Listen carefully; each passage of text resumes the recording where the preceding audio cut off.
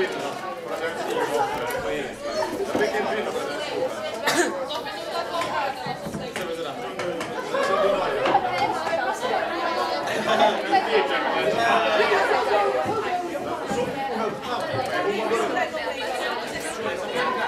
okay, so I'm just like...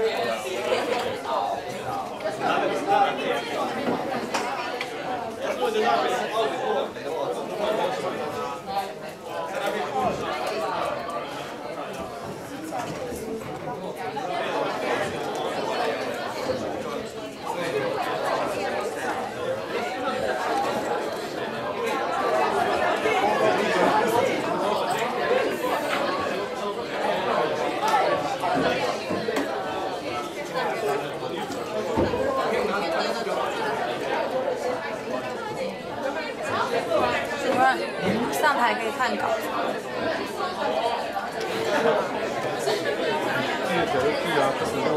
那我应该真的记不起。我刚才打。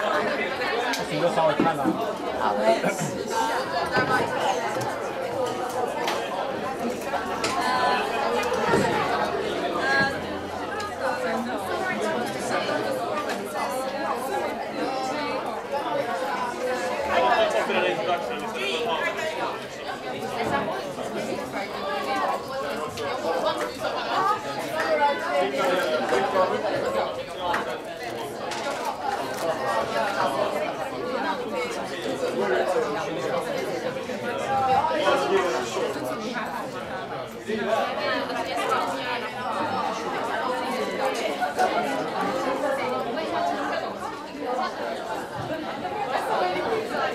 So everybody, our forum is going to get started in 1 minute, so get prepared.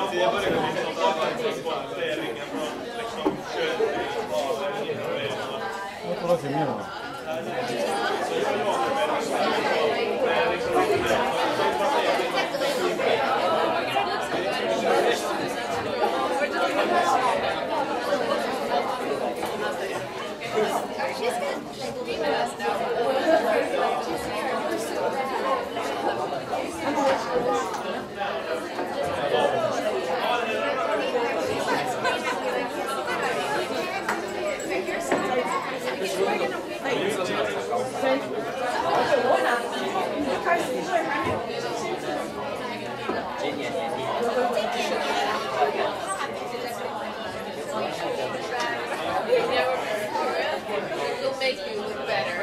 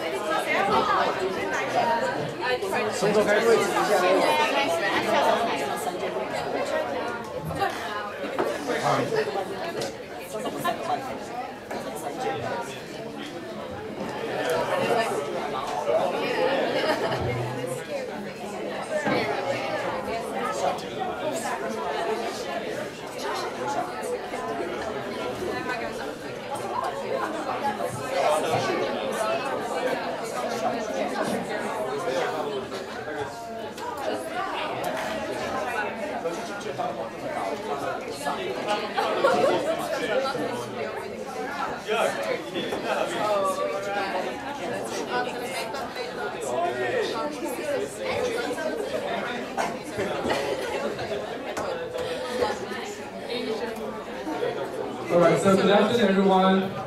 So welcome to Zhongshan Girls High School. Although it's getting cold and drizzling outside, I do believe that our study partners and teachers from Finland, you must have felt warmth and hospitality on Taiwan in this whole week, right? And it is because of this Taiwan-Helsinki exchange program that we have a chance to learn from each other and increase our cultural understanding of each other. So now, we are going to have our forum on circular economy, and before that, I would like to invite our principal, Ms. Wu, to give us a few words.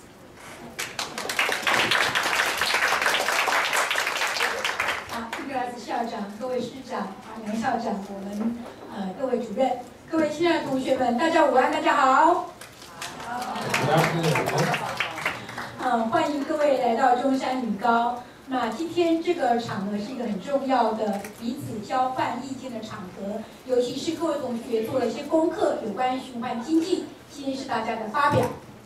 Okay, so this conference, this forum is going to be the highlight of the whole program. So I know you have been doing homework on this subject, and this time will be a great time for you to present all your ideas.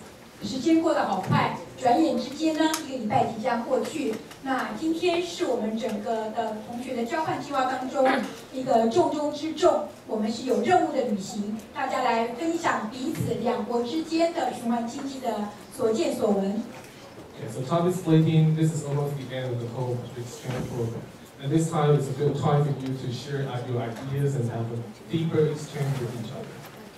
我们希望待会儿呢，不同的同学在分享的时候，其他的同学也能够专心的聆听。那到时候呢，彼此的意见交换会更深入。那祝福今天所有同学的参与都能够有很好的收获。Okay, so later during the presentations, audience members, please do pay attention to their presentations. So during the Q&A sessions, you can have more questions. 最后呢，我谢谢校长促成这样子的合作计划，还有师长的带队，以及我们台湾相关伙伴的协助，让这个活动能够非常顺利圆满。谢谢大家。So thank you, Principal Nicholas, Petra, Evie, and Tuya. Because of you and teachers in Taiwan, we cooperate to make this work. 谢谢。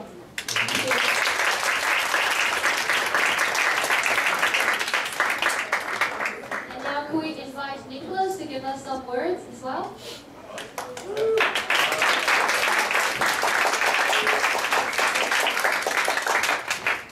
Thank you. During this week I have followed your projects, I have visited your school, but I have always, also had my own program. Yesterday I went to Hualien, another city in Taiwan. It was wonderful to see the city, and the day before I had a lecture. There, and the day before I had a lecture at the University of Taipei, NTNU. And they were interested in the values in the Finnish curriculum, and they were interested in why we foster to citizen activism, why it's such an important thing. And it was nice to talk to the students at the university and the teachers at Hualien Senior High School about the importance of citizen activism, because you youngsters, not me anymore perhaps, not that much, need to work for a better future. Because we can see at the development in the world right now that we have to make changes. And of course, I have to be a part of that change as well. I don't mean that. But I really think that the future is in your hand, and I can see that it's in very good hands. So I think this has been a very important project. I'm looking forward to see what you have produced during the project or the process. I mean, we've been working for several months, and as we heard earlier, this is the highlight of this program. So I'm looking forward to fantastic presentations. I will comment on them later on. Yeah, and I will, of course, thank our wonderful hosts. Yeah, I think we have been warmly received, as always. All the things have been perfectly organized. You're the best organizers in the world. You're the most friendly, warm people I have ever met. I'm honored to have met you again. And it's very nice to be back here again, meeting what I think is old friends, many of you. Thank you.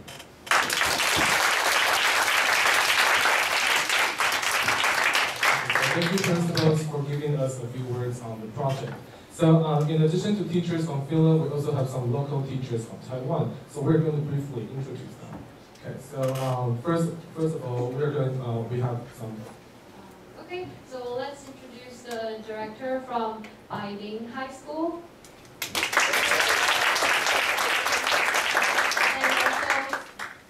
And also Director Hu from Neihu High School. We have our Principal Yang from First Girls High School. And also Principal Wu from Zhongshan High School.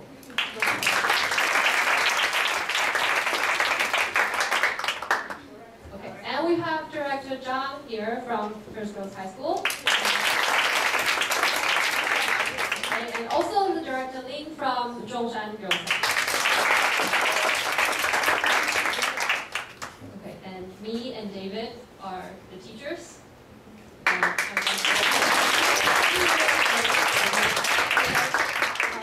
So we will begin our the picture.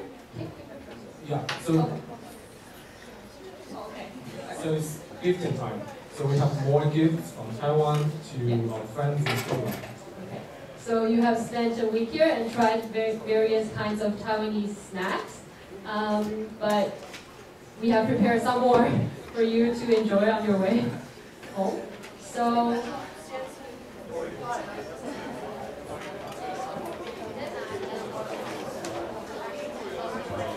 Okay.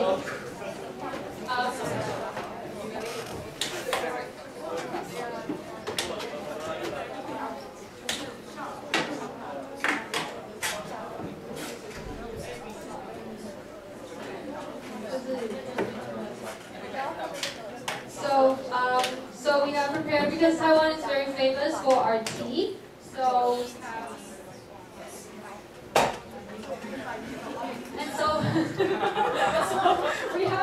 we have prepared tea from a very famous store, and it has more than a century's history. So the brand, not the tea. So you can enjoy it. And also, Taiwan is very famous for our pineapple cakes. So this is the most famous bakery for pineapple cakes in Taiwan. And there's more than one flavor, so other than pineapple flavor, there are other fruits as well. So you can enjoy these cakes. Yes, so now let's welcome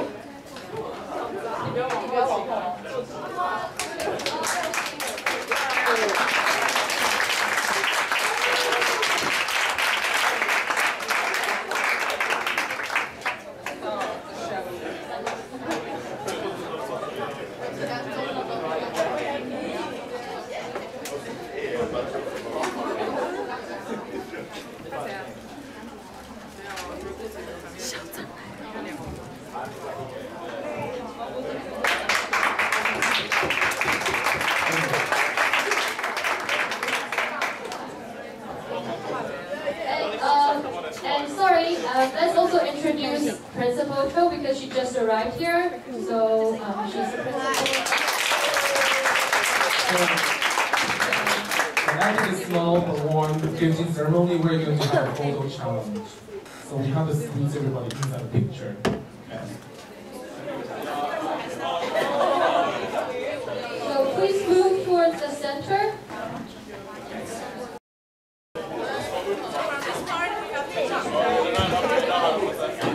You can still sit in your chairs, but just move towards the center.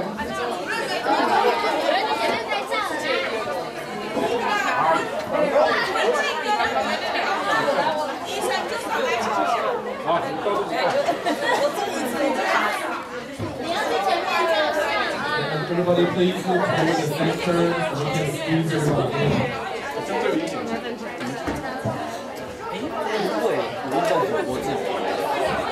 他们今天去买的，今天这样全职完就你用合作在那学生金源。So students in the very last row, you will have to stand up or else you'll be blocked by all the people in front of you. 后面同学不要拍照，对不对？ 冇搞，放喺騎衣啊！喺騎衣啊！陈一帆这里，飞起来！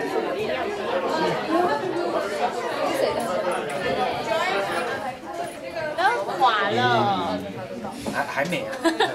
他要等他。主任应该是要抢我的工作。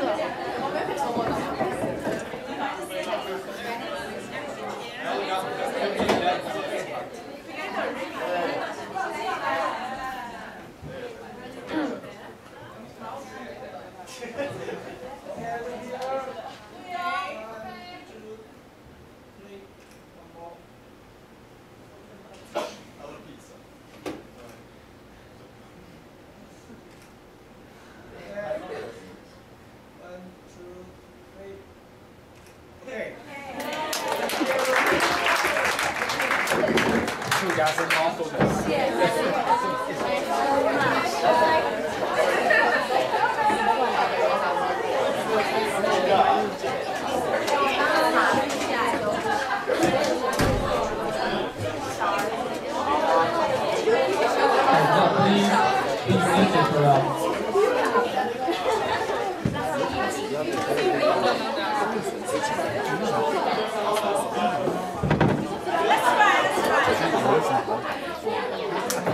Okay, so everybody, now we are moving on to the most exciting part of this program, presentations. But before presentations, we have invited two students from Zhongshan Girls High School, Kiki and Rainbow. They will be briefly explain the details and rules of the presentations.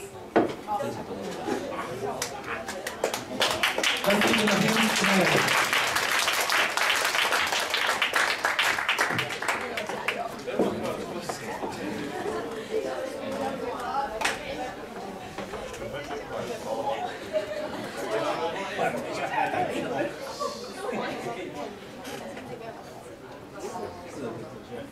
Hello everyone, today is the main event of our short-term exchange program. We believe everyone has learned a lot since last September and have broadened the scope of knowledge. During this week, we have visited places related to our subtopics which we were assigned. We hope that everyone can make a presentation about this topic and present it to all of our teachers and other fellow students in this forum. Our forum can be divided into two parts. First, each group will be making their presentation for 13 to 15 minutes. For each round of presentation, we will ring the bell once every 13 minutes. And to indicate the ending of the presentation, we will ring the bell twice quickly every 15 minutes. After you finish this presentation, audience members please ask questions about your sharing, and the presenting group will answer your questions one by one. Now, let's welcome Group 1. They're going to present Circular Economy, Water.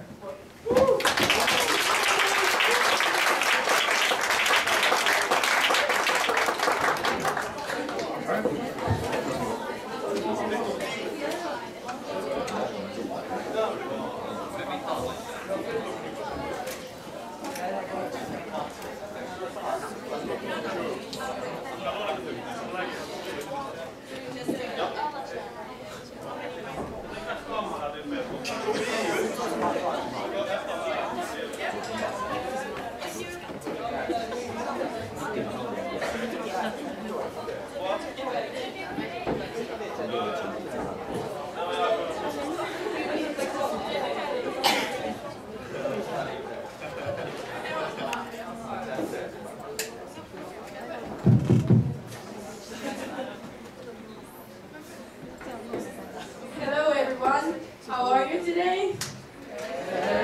Not bad. Okay, we are the water group. My name is Sophia and we're going to have a presentation about water recycling. Here's the introduction. So first we have comparing between the differences between water treatment in Taiwan and Finland. And then after that we will talk a little bit about what we have learned.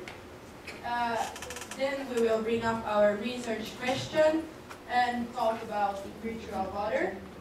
And after that we talk about different types of things we can do to minimize water use. And after that we have a summary about the presentation. Okay, so first we're going to talk about the water treatment plant in Finland, which we visited in September.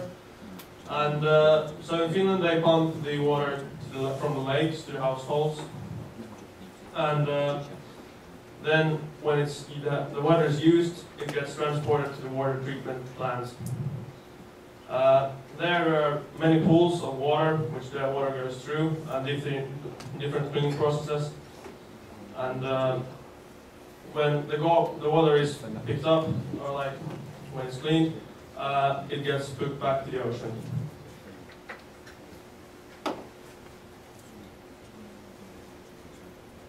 Okay, and in Taiwan, we use microorganisms to clean the water in primary sedimentation tank. And because of the climate and the shape of the tank, so we have many mosquitoes. And we can use the water only in industrial watering plants and pumping into the Dancer River. And we use the plants wisely and stay close to the citizens.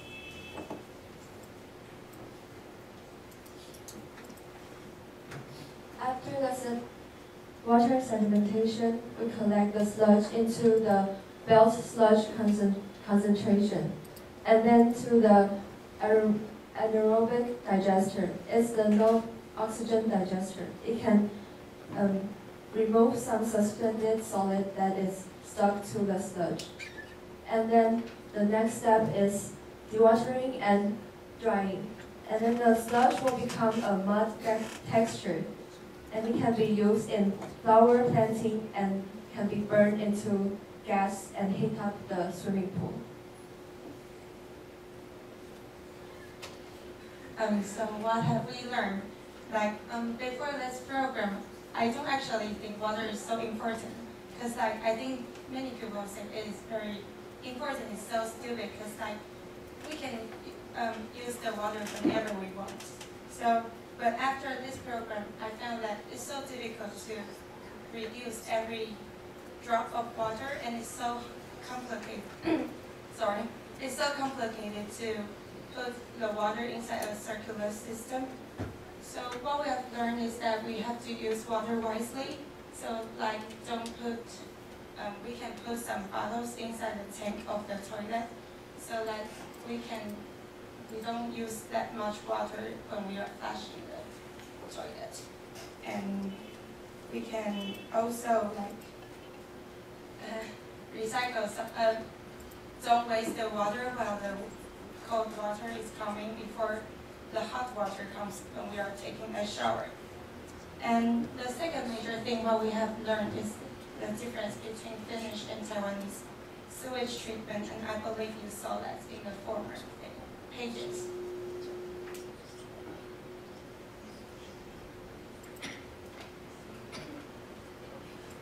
This one? Okay, yeah. So our research question is how we can minimize the use of virtual water. And yeah, here's a quick definition on virtual water. So virtual water is essentially all the water we use to produce stuff. And yeah, this varies then depending on the country and the product itself. And this also varies on climate and agriculture.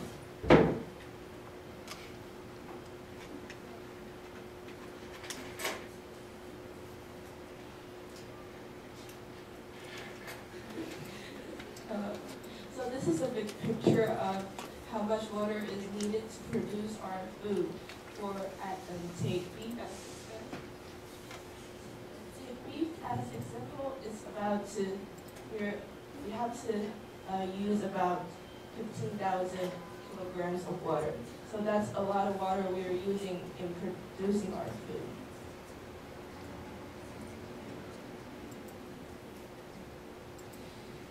So we came up with ideas how we can minimize the use of virtual water and water. And recycling is one, because when we don't need to produce new stuff because we already have them, and that saves a lot of water. The vegetarian food is better for saving water because the animals, they need a lot of water, and the food they eat, we use the water to grow the food they eat. So that's why vegetarian food is great if you want to save water.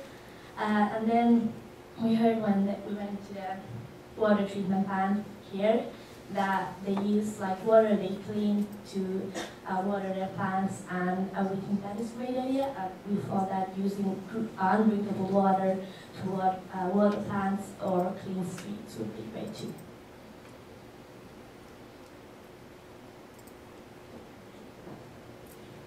Yes, so as Monica said earlier, we have really understood more about water usage, and that we can't just waste water that much and have 30-minute showers. So we really need to think about it more. And it's really been an eye-opening experience, I think, for all of us, because we don't see this every day. We don't get these trips to the other side of the world to see things like this and compare Finnish and Taiwanese stuff. So it's like once in a lifetime experience. So we want to thank you all, teachers and principals and everyone who has been a part of our great journey. So, thank you.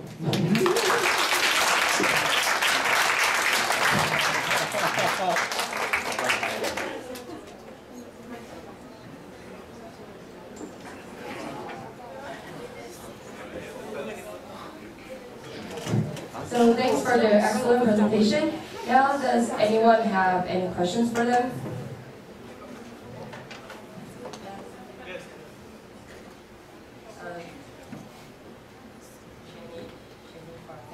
Yeah, I want to ask that, compare with the sewage treatment plants in Finland and Taiwan, what kind of metal can also be used in Taiwan?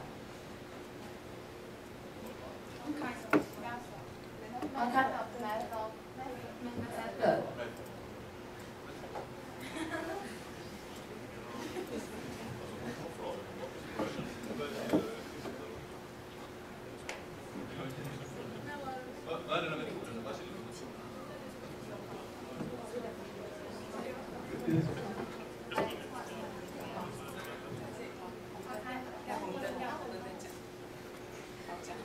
What kind of weight can also be applied in Taiwan?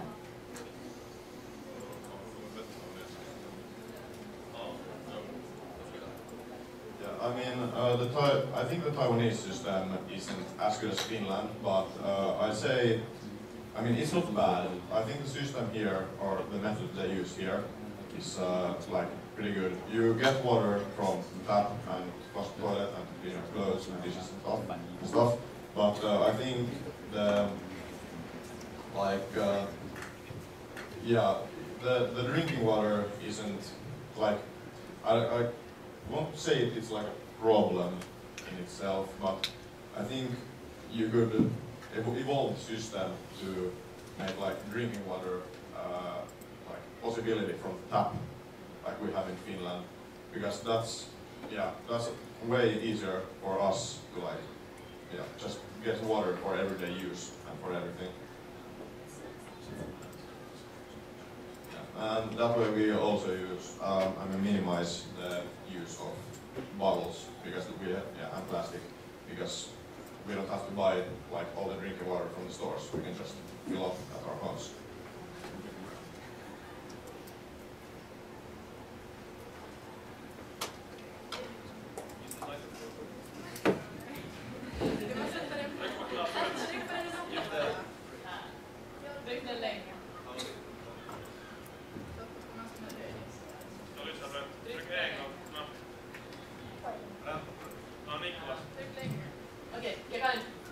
I will ask like this, it's okay. When we are looking into the virtual water, did you look at some other examples besides the food? For example, making clothes. Did you have any ideas how many water is used when you produce a t-shirt, for example, or jeans? Yeah, this was also part of it. We didn't include it probably as good as we wanted to, but I mean, the thing is that when we, for example, went to the recycling center yesterday, they told us that when they recycle all the bottles or all the materials that they get there, they get to minimize the use of water to make completely new products, and that way, the water usage gets minimized because you can just reuse stuff instead of making completely new, which craves a lot more energy and resources.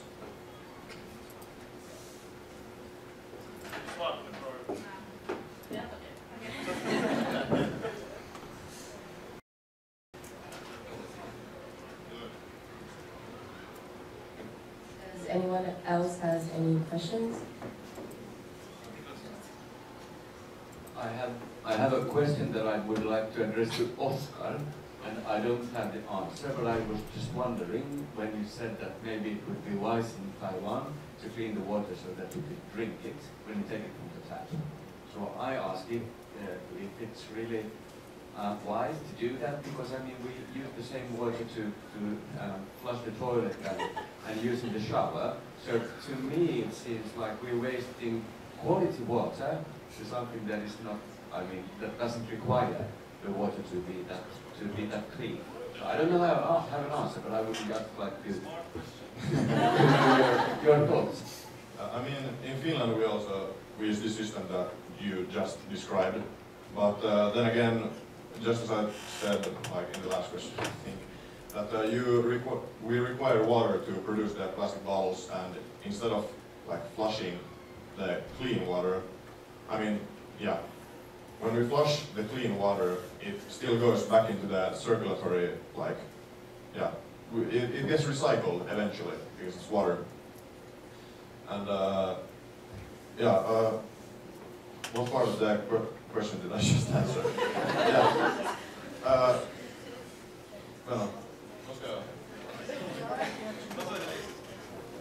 I mean, this way the water usage still would be minimized. It may be a bit more expensive this way because the system has to be renewed. But then again, it's going to be more not cost effective, but just effective in general regarding the use of water because of the minimized plastic bottle and other resources that you have to waste making the bottles and such. I have a follow-up question. To me or all? All. Okay. Yeah. I will address it to you. I would like to know about the bottles in the future. Are they going to be plastic, or do you know of any other material more ecological material that they could use in order to storage drinking water?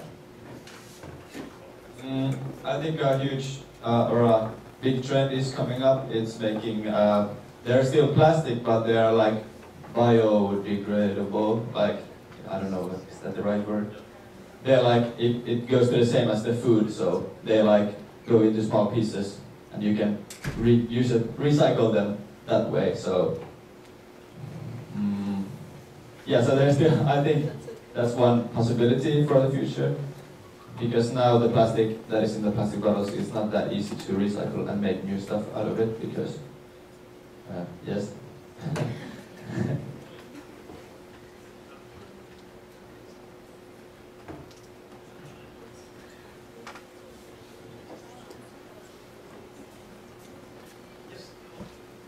Yeah, the ones that are biodegradable are made of corn.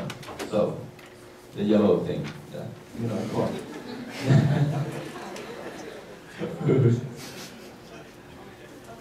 And so in Taiwan, like we use corn like to make plastic bottles before, but there's one concern, like because we need plastic bottles to like in everyday use. So the corn, like the field needs to be like very big, but then we don't have the field to like grow the rice or other plants. So it's not like equal, because we need plastic bottles and we need like stuff we eat and the vegetables.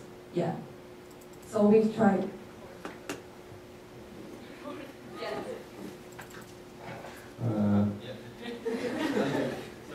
But then again, I just came up with the thought that you need water to grow the corns. So it's, yeah. Yes, Tuya? Do you have any idea whether rain water is collected in a systematic way in other countries to, for example, to irrigate?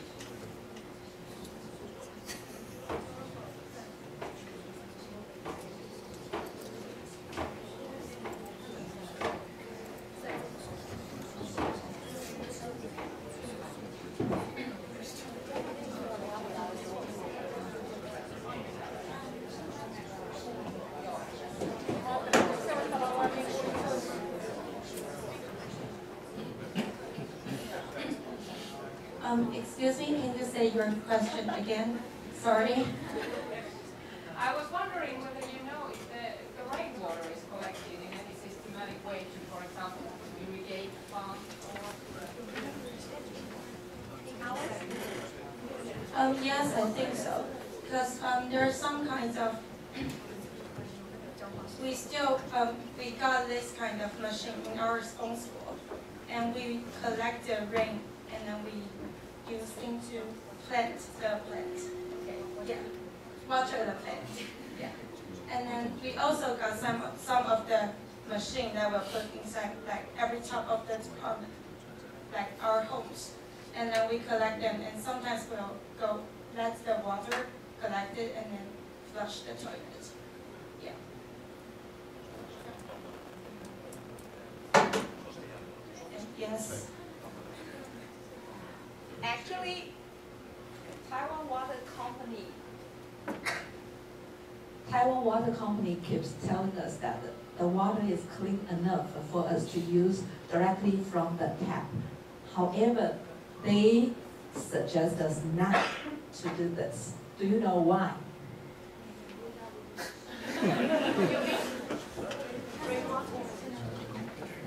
Yeah, you can still get the water, you can drink the water directly from the tap, according to the company that told us. But people are afraid of using the water directly from the tap. Do you know why?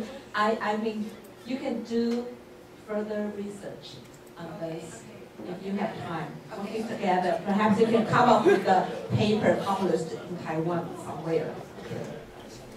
But do you know why? I think that people are scared because they're of the bacteria and germs, and we get some bad stomach problems. They say the water is clean, it's safe. Yeah, I think but I don't think people believe it. But why people in Finland believe that you can drink the water directly from the tap? Because they drink that while they were born. Yeah. they get used to it. So, Yeah. So when you have baby, you can have the water for your baby. I don't think so. I don't drink the tap water. Okay.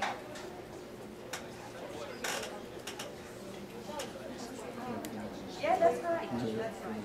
So you can answer. I don't use English.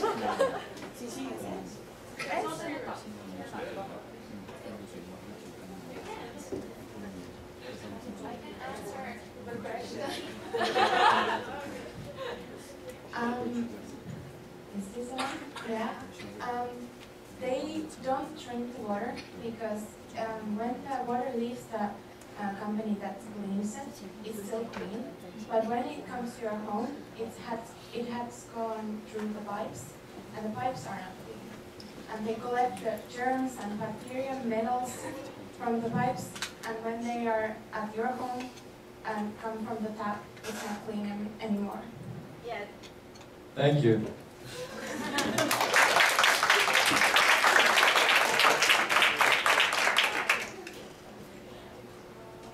More questions?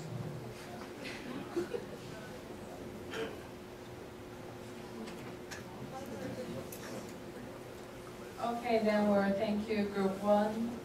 And let's take it away.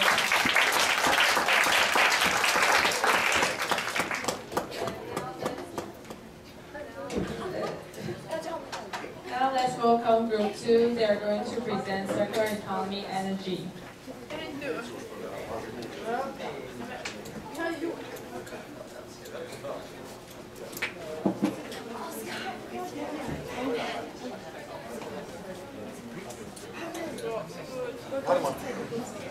Sofia. Ta foto. So you have to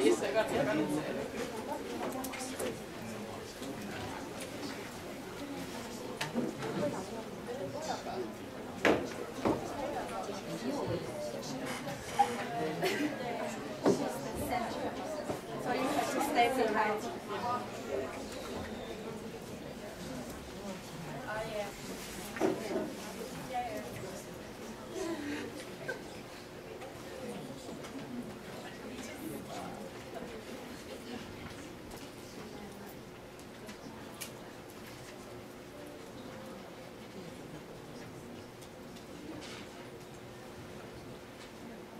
Okay, hi.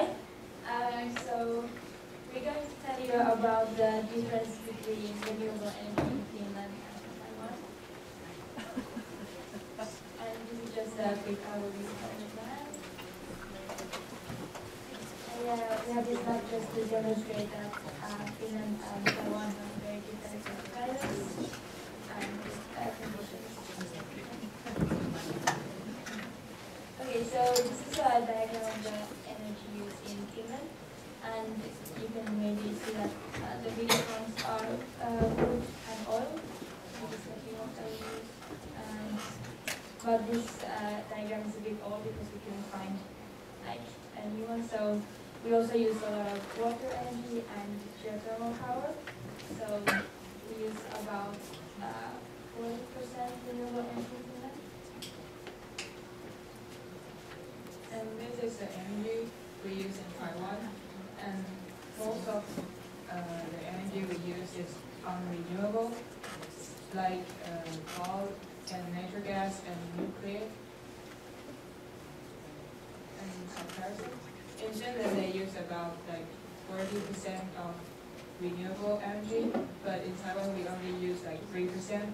And their biggest energy source is wood, and the biggest energy source of Taiwan is like coal. So now I'm going to tell you about what Finland is doing to get more environmentally friendly. And we have the government puts laws, environmental laws. For example, this year came into action 2 laws. The first one was forbidding the extraction of energy from fossil fuels in 2029. And the second one is you have to pay a duty rate for non-renewable energy use, and the duty rate includes energy content, carbon dioxide tax, and energy tax. And then here you can see when people got more environmentally aware, and also the laws, the fossil fuel use has gone down.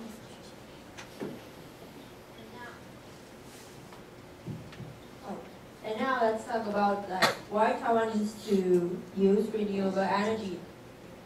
I think one reason is for the ecological concern, but actually there are still some other reasons for us to use this kind of energy. And as you know, Taiwan is an isolated island that is without a lot of natural resources. We don't have enough land and we don't have coals. So we imported 97% of resources needed to generate the energy.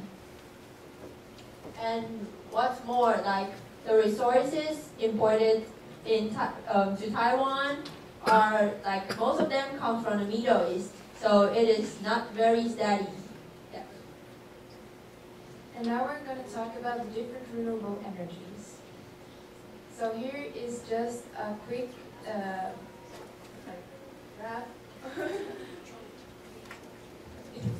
Picture of the Finland's use of renewable energy, and you can see how it's increased throughout the years.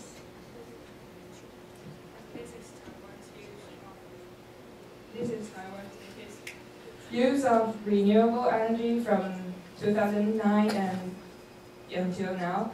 And I think the most we use hydro most to the renewable water. Yeah.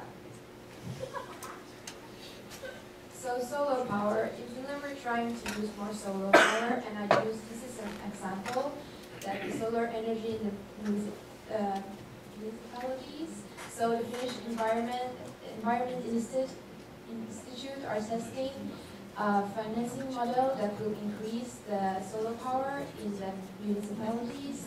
This is a leasing model that the government will give money to the municipalities so they can invest in different solar panels and so on, because so they can get the solar power that they need to try to get energy from them and not use a lot of their own money. And five different municipalities are Asikala, Kuhmoinen, Lahtila, Piramäki, and Padasjoki. And now let's take a look at the solar power used in Taiwan. There are several advantages for Taiwan to use this kind of power, this kind of energy. And the first one is that Taiwan is an island located in the subtropical and tropical area. As a result, we have plenty of sun. And the second advantage is that the improvement of the technology allows us to utilize solar power in a relatively lower price. And however, there are still some obstacles for us to face. First, Taiwan is a small island, so we don't have sufficient space to place the solar panel. And the second obstacle is that the typhoon often comes to Taiwan and they destroyed a lot of solar panels. And it costs a lot. And the third reason is that actually during the production of solar panel, there are some poisonous chemicals that will ruin our soil and make some food unhealthy for us to eat. And then the wind power. So Finland has invested in the last years a lot of money into wind power. And the wind power are becoming more economical because the technology is evolving and they are getting cheaper to buy. And after about 10 years, they will give back the money that we have invested in them. And Finland is right now using a lot of wind power on the southern coast because of the wind there.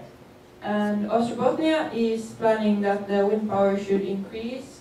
And the planned energy production in 2030 should be between 1,500 to 1,800 megawatt. Wind power accounted for only 0.7% of Taiwan energy, but in the top 20 of global offshore wind speed rankings, there are more than half of the places are in Taiwan, mostly in Taiwan Strait, so that gives us a really great potential in developing offshore wind power, especially for Changhua, which is a city in the middle of Taiwan. Its government cooperated with the power company in Denmark to develop offshore wind power. But unfortunately, offshore wind power is not widely applied in Taiwan because of our policies and a little lack of infrastructure and protests from environmental group and people who work in fishery. So hydropower makes up 4% of the Finnish renewable energy or total energy consumption, and hydropower is Finland's second largest renewable energy source. And the problem is that Finland is already using all of their water resources, so it's hard to develop more hydropower. So as for Taiwan, hydropower makes about 1.9% of Taiwan's total energy. And the main idea for the hydropower in Taiwan is adjusting the peak and off-peak time of the using power. And since Taiwan is an isolated island, we live near the water, and you can see there are many rivers. And as for the assistance of this hydropower, because we have high mountains, and so we can create more potential power by the mountains. And there are many rains during the May and June, even in September, because we have typhoon and it also brings out rain. And we can use pump to pump up these water and create the power. And as for the resistance of this power, because of the season, the southern Taiwan river will be dry out because the southern Taiwan's river will be dry out and of the evaporation, so it will not be effective. And the landscape in the south is also flat, so it's also not that effective. Biomass energy is made from biomasses that can be made into biogas and biofuel. And they are made from sludge and feedstock is like leftover material from industry. And in Finland, for example, they get the feedstock from Fazer, the candy factory. So the sludge and feedstock is taken into biogas plants, and in Finland, the Gasum, the biggest biogas producer in the Nordic countries, has 7 biogas plants. Biomass energy is completely carbon neutral, so there are no greenhouse gas emissions. And it can be used to refuel cars and buses. It can be used as energy in industries, and for example, Fazer, Paulig, which is a coffee company, and Tafel, that makes chips and snacks. Yeah, so they use biomass energy while making their products. And it can also be used to heat up and provide electricity for homes. But it's not used very much yet, only around 2% of the total energy in Finland, but they're trying to make it more popular. The advantage and disadvantage of biomass energy in Taiwan, and wide variety of source and the reduction of the burden of environmental, it are all the advantage of biomass energy, but because of the hot weather in Taiwan, it's difficult to store the raw material, and the high cost is also an avoidable problem of biomass energy. And the reason why couldn't biomass energy develop well before is because of the small scale of peak farm, because to solve the problem, industry and government and also the experts cooperate as a complex to deal with the problem and to make the biomass energy now. And no access of raw material, and most of the kitchen waste are used to feed the pigs. Also, the reason why couldn't biomass energy develop well before, but the problem belowing is going to be is resolving now inch by inch. So we hope biomass energy to be more useful in the future. So another renewable energy Taiwan is developing is geothermal power. So what do we have? We have a lot of volcanoes, we have a lot of hot springs, and a lot of potential. But what we don't have are techniques and expertise, proper policies and geology, and we lack funds. And what we are worried about are the risk of causing microseismicity and the damage to the environment and acid corrosion. And Taiwan's goal is to raise the proportion of geothermal power in renewable power of Taiwan to 30% by 2025. We interviewed Riku Essainen, and he is a special advisor for the Minister of the Environment, Kimmo Tiilikainen.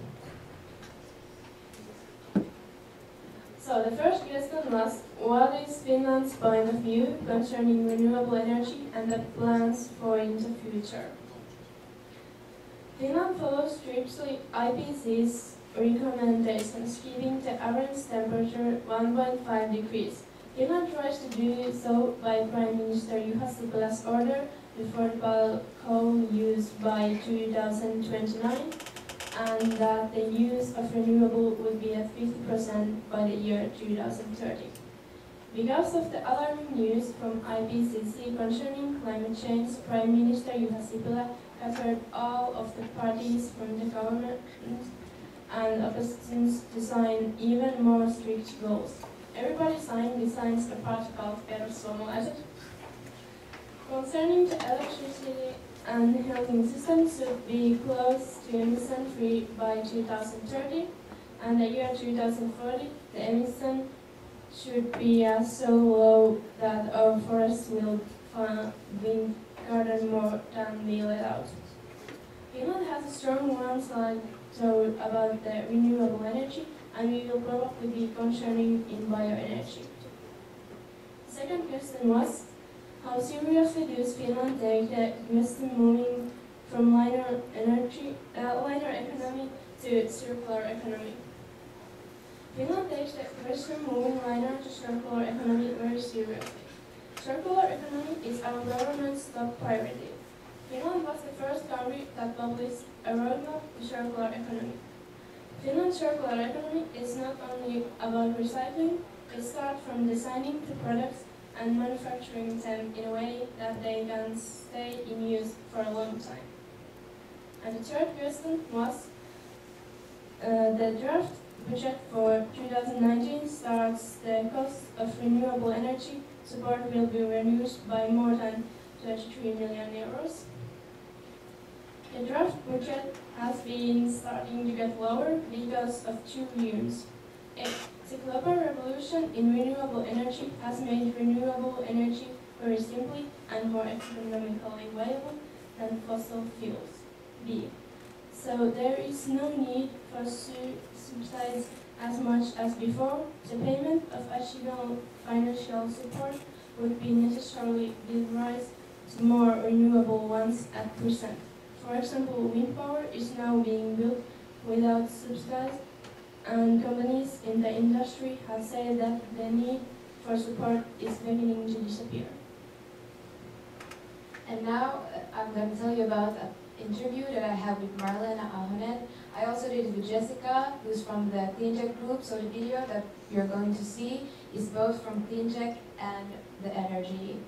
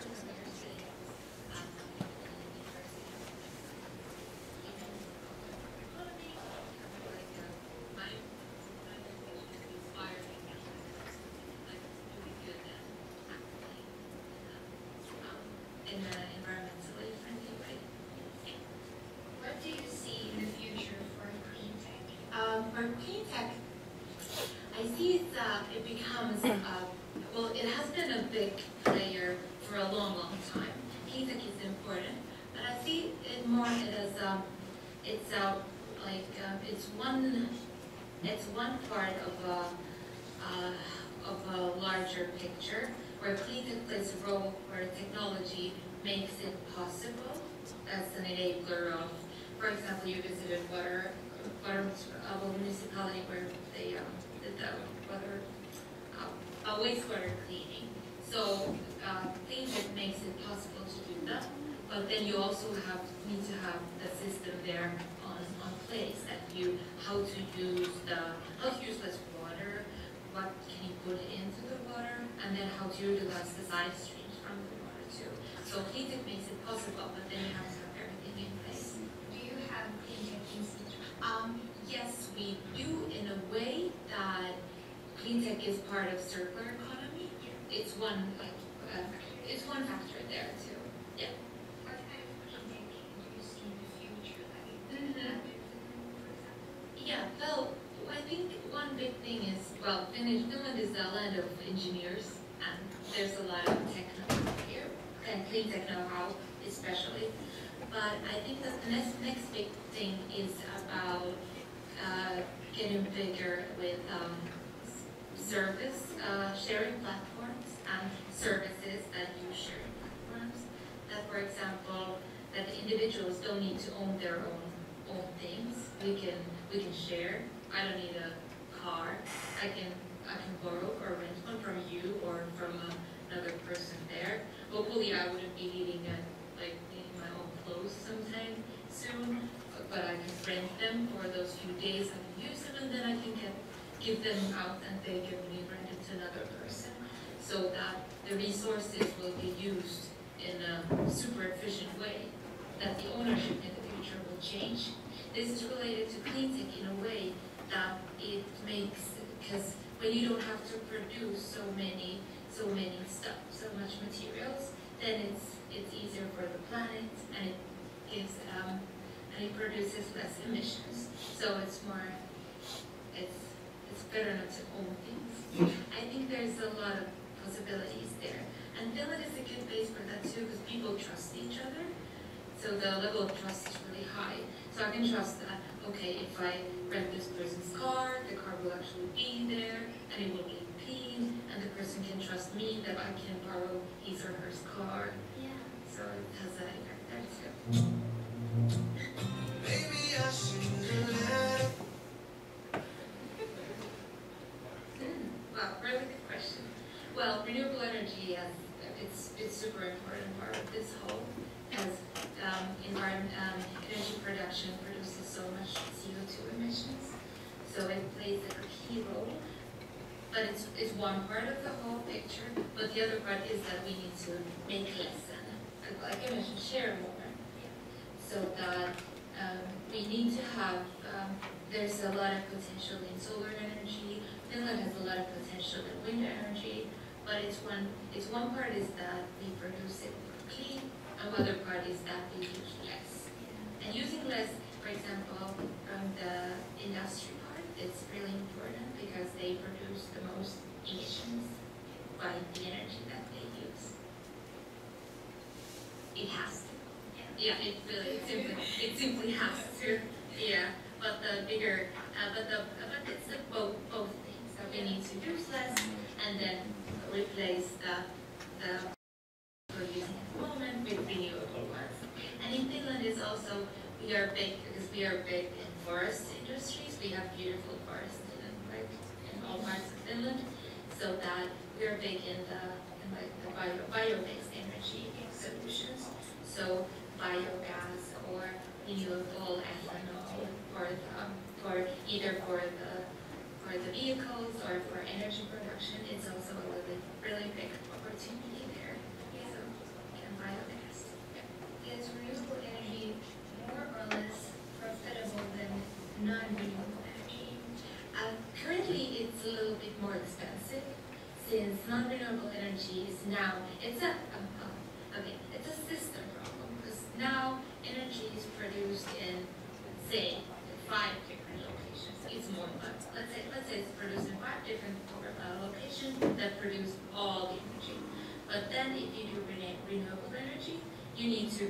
it in 500 different locations because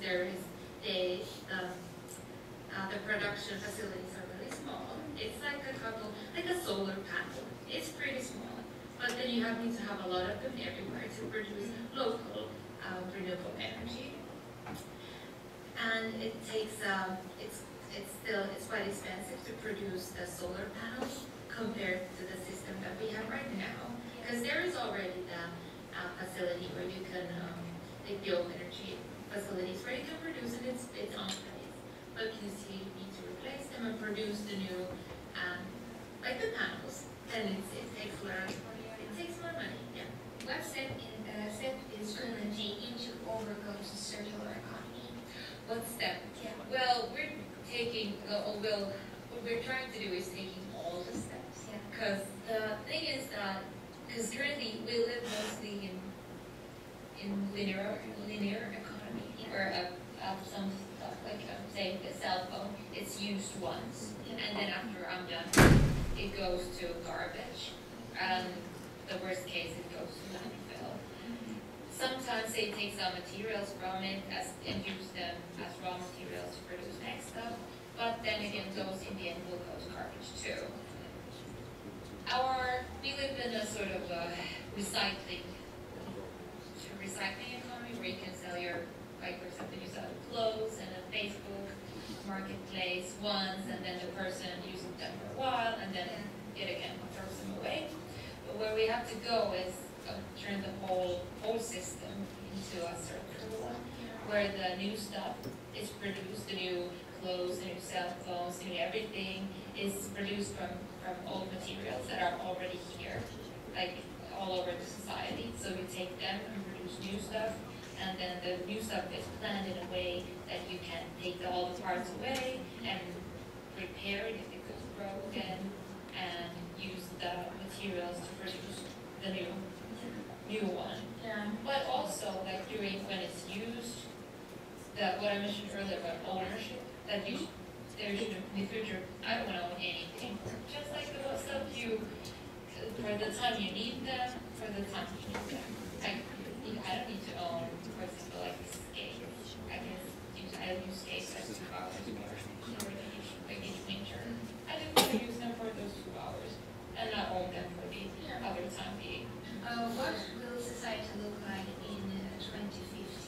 Okay, so in 2050, we will have, I can see the future will be bright, not in a beige way, but we will have a lot of opportunities. Just the way we are, it will be a little different from how we are living our lives right now, because it will be more about sharing and doing things together, and we'll have our own homes, but maybe not our own cars, and maybe not even our own bikes. It can all be like we will have more by not having to own them, because we have the right to use them in a manner. So I think it will be beautiful future. But there's less waste, all of us, like waste of food and waste of space. We will have, and waste of clothing. We will have more of everything for a person. Well, you're okay. You are the future. Please be part of the change and make the impact and demand others around you to change and be part of it all. And let's make the future bright.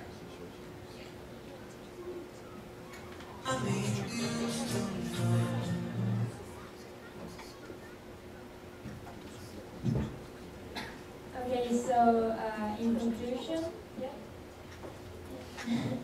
in conclusion, Finland is working to use more renewable energy, and we have a new law that in 2030 we won't be using any more coal as an energy source.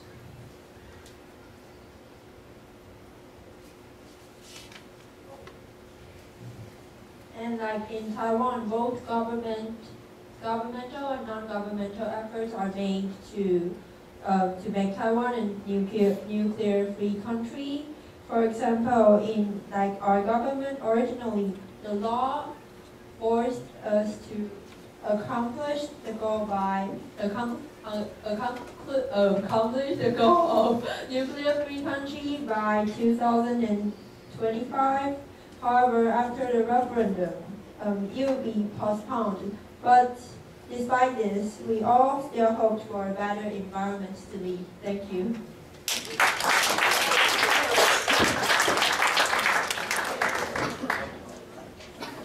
Thanks for their extraordinary performance. Now, would anyone like to ask any questions? Yes. Do you have any explanation why they use biomass for so low percentage? I don't. My father told me he works at the company, so that they're trying. I think it's kind of a new technology that hasn't been used before, and he drives around Finland and tries to he meets with heads of cities and tries to make their cities use more biomass energy. But he actually told me just a couple of weeks ago that the people are just so stubborn that they don't want to go to this. They have no actual reason. They just don't want to make a change, maybe because of like money or just because it requires more work. But yeah, but they're trying to make it more all the time. I have a. So as you see, like Taiwanese people have a tendency of riding scooters for short distance transportation, and I wonder if there is a way that can stop like riding this, and if there is any substitution for this, because it requires like high consumption of fossil fuel. Like it's like how can we promote the idea of not riding the scooter? I think there are a lot of alternative ways for us to go to school or to work. For example, you can take bus and take the MRT or some like transportation, and like I think our government is also working on still like they take more tariffs from those who buy cars and motorcycles in order to reduce this kind of like the produce of the carbon dioxide. Yeah.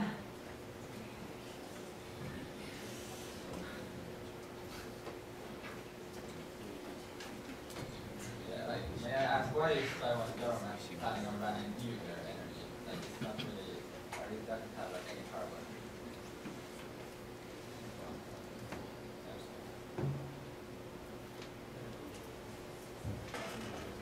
Oh yeah, because like Taiwan is on the ring of fire, yeah, around the Pacific Ocean, and it is very hard and dangerous for us to build nuclear plants in Taiwan. Yeah, because like the earthquakes strike us, and like on the other side, on the other hand, there are a lot of nuclear accidents happened in the history. So, like for example, Japan, and it hurts them a lot. So we are all afraid of that. So we tried to ban it. Question: do you think that we are prepared after 2025? Do we have any substitute energy to use? Like in my opinion, I really don't like to use nuclear energy in my own opinion, because like I think it is too dangerous, and like we don't know how to use the waste of how to deal with the waste of the nuclear energy, like the waste after we generate energy. So I personally hate nuclear energy, but like I've considered this question for a long time. But I think in Taiwan it is really hard for us because we don't have a lot of natural resources, and we use coal mostly now to generate energy. So, But there's another concern about the air pollution because like we burn coals in order to generate energy. So I haven't gotten to the conclusion yet, but I think we can solve it together. I think the government is trying to reduce the usage of nuclear energy step by step. But before 2025, I think it's quite hard. Yeah, it's gonna be hard. It's quite hard for us to achieve the goal by 2025 because I think both government and the people are not prepared yet. Yeah, so we should be prepared. About that, do you really know how our government to bring the waste of the nuclear energy? Do you really research about that? Is that really dangerous and nobody saw that? Yeah, because the chemical is really like the waste of the nuclear energy is really hard to deal with because it still have some radical radiation, yeah, and it hurts people's health. Like in Taiwan, it is really inhumane in Taiwan to deal with this waste. Like our government for a group of Aboriginal people and place the waste on their islands. So this is one reason I strongly dislike this use of energy because I think it is both not ecological and it's very inhumane.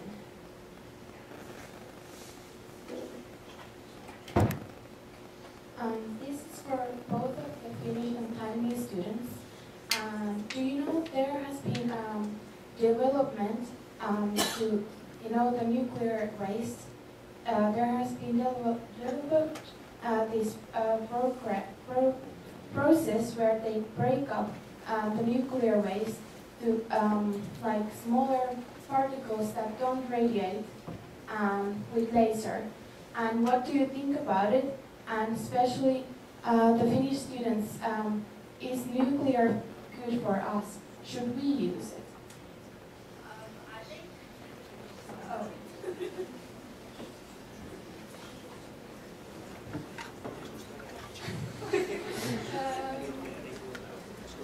Well, it doesn't hurt Finland that much because we're not in the fire.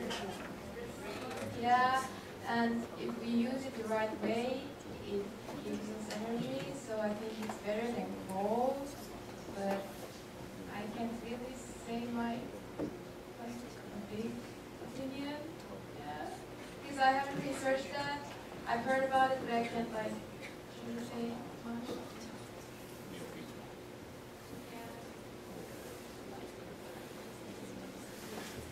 Okay, we'll research it.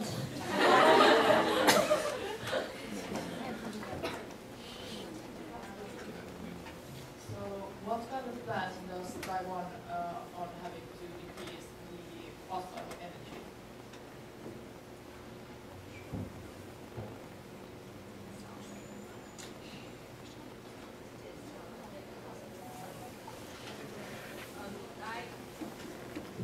Our government is working on increasing the use of renewable energy, and we hope it can replace the use of fossil fuel by 2025 according to the law. But now it was declined by the people. So the people think that we are not prepared by 2025, so the schedule postponed. There is actually another policy right now too, is to use the nuclear energy and just decrease the fossil energy. And while we are doing the process, we can also develop our renewable energy and then try to decrease the use of fossil fuels. Yeah. that actually they have introduced about the offshore wind energy. That is the focus of our government now. And actually there are a lot of international companies that are coming to Taiwan to build a headquarters in Taiwan because we are surrounded by the sea and just have, like what they have said, that the Taiwan Strait, actually now we have a lot of this kind of things. So maybe in the near future, maybe we can even sell it to the countries in the world to make money. Yeah, so I think that is the plan of our government to do this. Okay.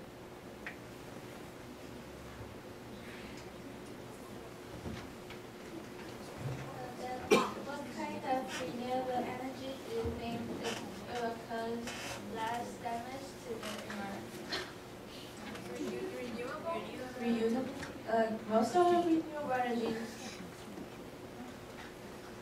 Okay, so some of the renewable energy, like I think even though they are called renewable energy, but actually they are all harmful to the environment because like the construction of the plants are still like very harmful to the environment. So, but I think why they are called renewable energy is because they can use in the long term, in the long run. Yeah, they can use in the long run, and after the construction, they are really renewable. Yeah. But like solar power, as we just said in our PowerPoint, it is like the construction of it is really damaging to Taiwan. And I actually think that the biomass energy is the least harmful because it uses just things that we leave behind, like that we don't need for anything.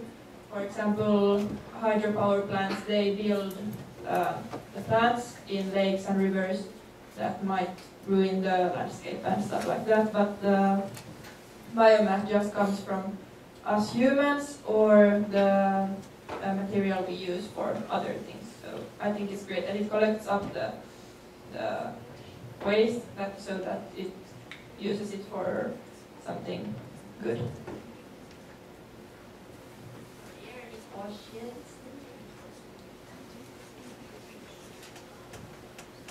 First of all, I would like to say congratulations for an excellent presentation.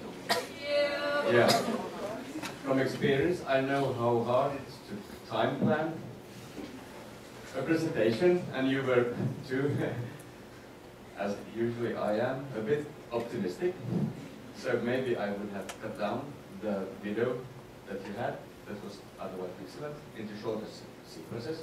But otherwise, besides from that, I would say that I learned a lot from your presentation. I see that you have taken your job very seriously and that you know a lot about the topic. You gave the audience good answers.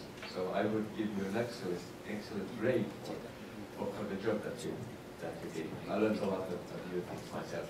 But I also have an answer to you. And I would like to know, from what you have learned during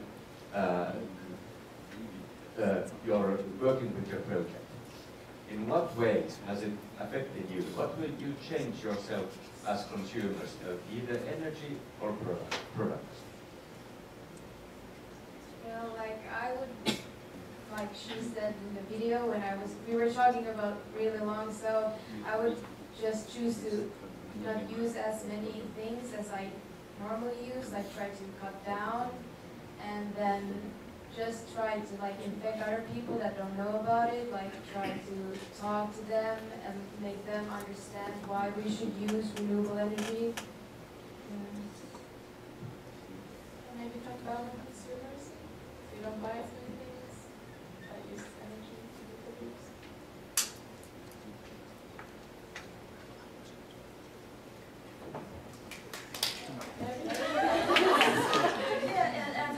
Also, preparing the presentation made me or us, we would want to learn more about renewable energy and how it affects our country. So we were trying to pay attention to the news and what happens about this subject. Yeah. Thank you.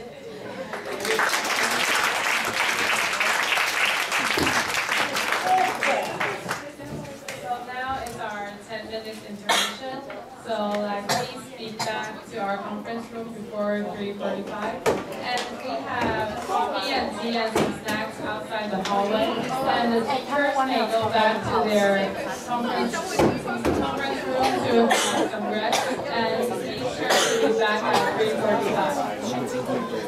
辛苦了，辛苦了。我自己都很想睡觉。看，我们去装水。你要去吗？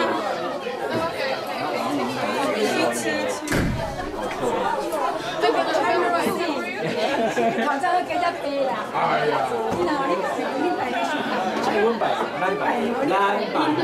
咱好像被人家背。一起给你做教主。哪有？没有。他那时候有一点点，但是有一点点，那时候还有点少女，还一点点。那白的很自然。对，白的太多了。去哪了？去哪了？对啦，因为这标配的。不是，我本来就很白啊。不是因为我都尽量清楚一点。是染的颜色够深，对，然后那个白色转出来，我尽量就是4个月。没有。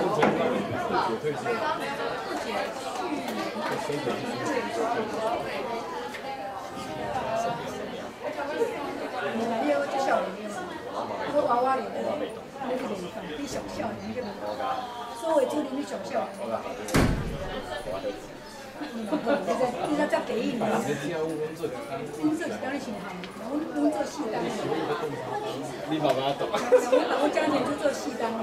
这里啊。真的是14年了。你看你怎么样？上都没了。很稳。开玩笑，资深的辅导，后面真的辅导的特别。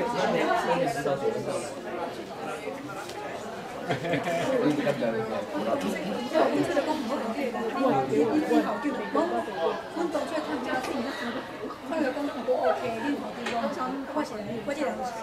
讲哪怪叫我来讲，但是变我才讲袂到，我讲你不要说他很大，你是不要换，你是你阿伯，没合作。你当过，人家也觉得说不好合作啊，你们家校长不相信我们家的货啊。那你家更不要说啊，我觉得那是好的，因为我觉得他家境比较好，那我们气氛不对。因为进前我甲伊较无遐搞差，但是我一做这点，我感觉奇怪。因为干嘛？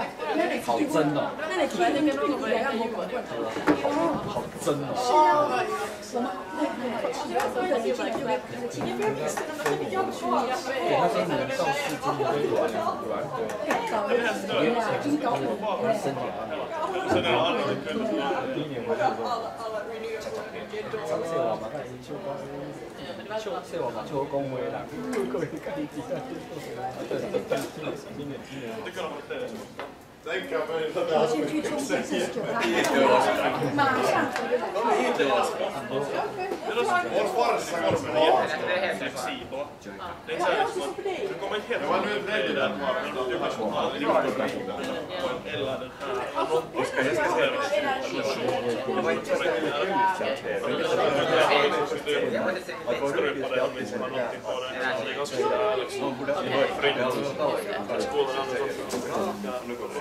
Med det volleyboll-boxning där så har Jukka Pöytin match.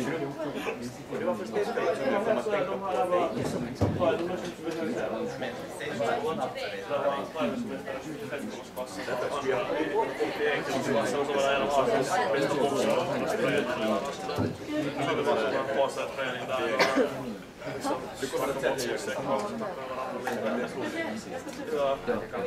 Sofie och Oskar har där fighter han är med här.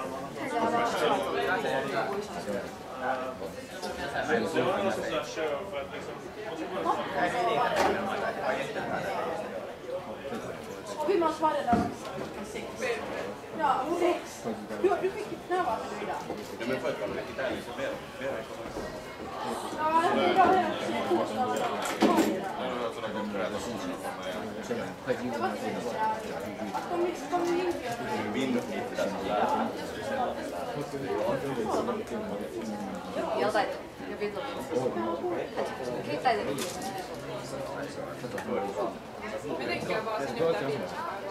那天是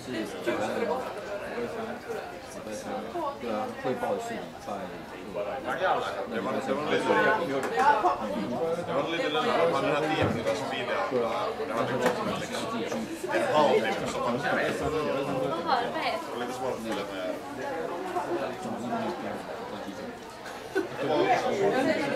Ni är med grabbarna. Jag har liksom hela vår skola i. Bra, det var ganska ja, alltså jag skulle säga att det är närmare 10.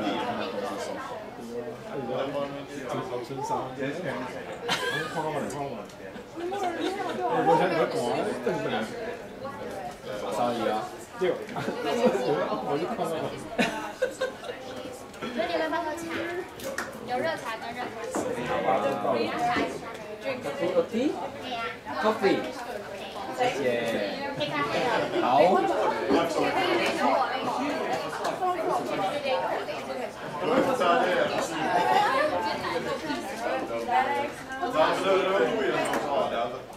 Niklas var satt frågor till vår.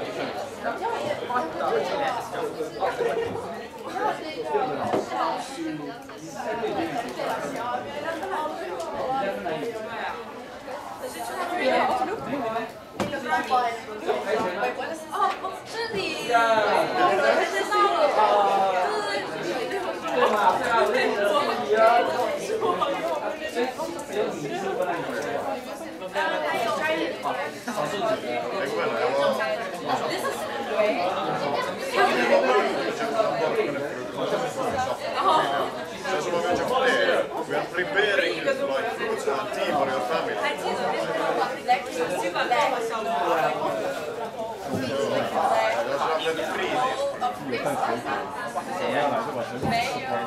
对了，前年去的时候就是遇到他，很暖很快的，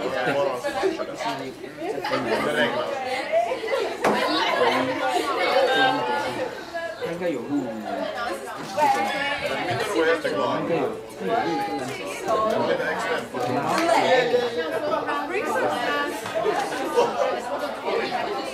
，Sluta beja för det, det var en jävla död.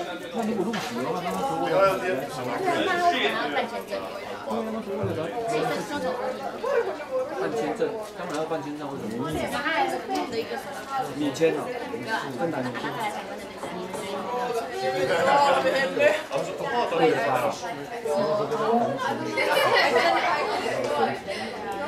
那他会不会拿错证？应该会，有可能他们有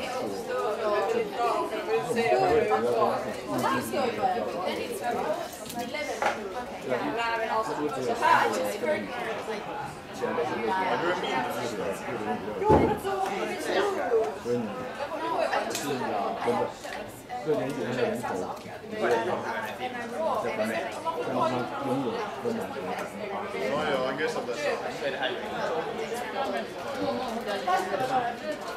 对，瑞典语的人经济是这样讲，因为以前瑞典跟越南的历史地位跟文化地位，因为瑞典在他们那个区域北欧，它是一个中心国，它的王室是最强的，然后后来他们跟那个教育就可以超过欧洲的教育会议，然后瑞典语的教育部长就讲说，我们要做世界第一个教育部，然后芬兰语的就说，没关系，我们只要比瑞典强就好。这是一种生活方式，就是还是有竞争心的，就是他们的文化的这种，可是瑞典语跟芬兰语都是分两个母语，双母语，像双母语。芬兰语是大宗，但是瑞典语它掌握的主要的经济，就是它的祖先的语，不会。因为你想象说，瑞典的发展比较前，那当他们人在芬兰，你想象这种贵族的那种阶层，差不多。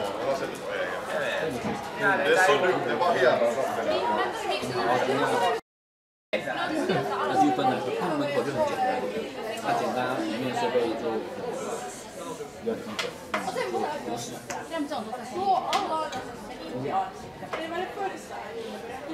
Så tror jag det, jag bara satt den där. Jag gnuggar. Det luktar svett.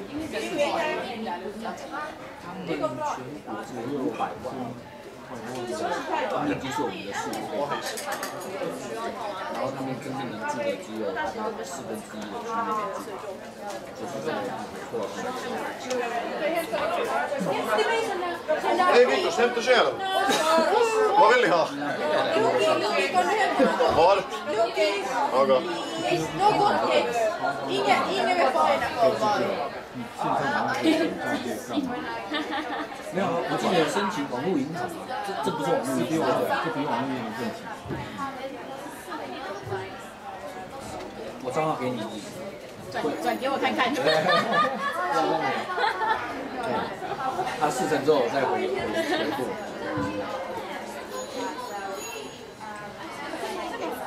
大陆银行是骗人的，你那些转500块过来，他报纸。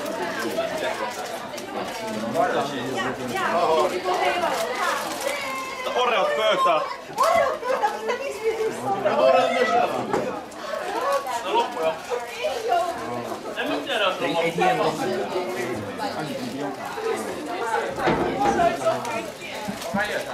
可是它后端系统够强吗？会不会？他用2个 app 互绑，这个之后还要然后你再去登录，然后才能收这个。然后你要提醒的那种时候特别高，2个都登录的时候，有影响到都要很小心。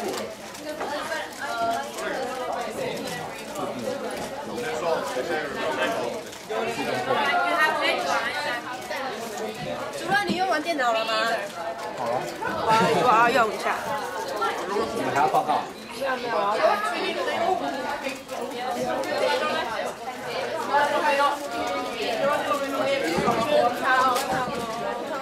那个月薪，2个来进去。我用你的 line， 明年要换你们了。我用你的 line 传一个档案给我。没有，明年是换下一届。然后你看到我传一个档案就对了。换下一届去。当过什么希望没发生？过去他们来的时候，你们就可以接待。那是你的 line 吗？那是谁的 line？ 一点点下。我用你的 line 传一个档案给我，如果我没有办法传到我的外接音节，我为什么？高手不对，我拼的。那你们给我拼出来，现在干嘛？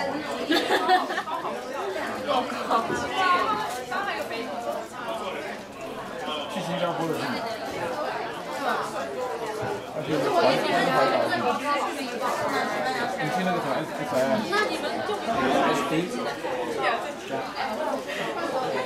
SIM 嘛？新加坡。对啊。今年吗？哦，已经报名成功了，赚到。几个？我们2个人。校长进去。哦。你去啊？自身支片。那是大学的。我今年4月去的，1个月，1个礼拜而已。自己去买信用卡。不要，我们那边信用卡贵，15块新币，330块台币，100G 的流量，50分钟国际电话。可是我在那个机场问啊，也是贵的。去年都买15块钱，你在机场问的吗？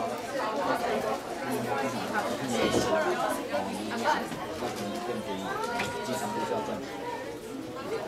Please go back to your seat. It's time for our next group.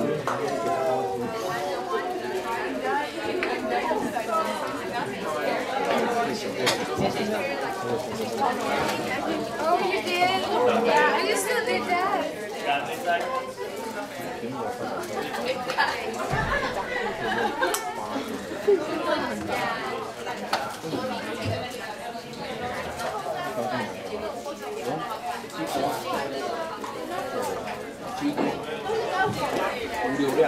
Again, everybody, please be seated. We're going to have the second round of presentation.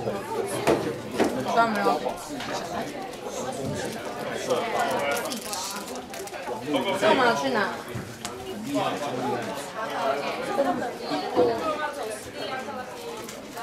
很贵吗？我到内湖有一半不行，我们学校也有一半不行。而且我肯定不行，但我可以问问看。哪里呀、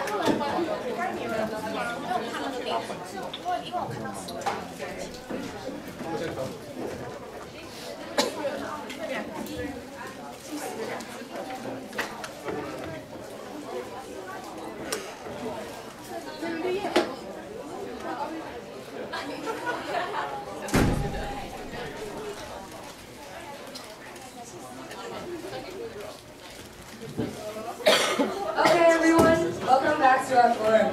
Now the next group will be presenting circular economy, clean technology.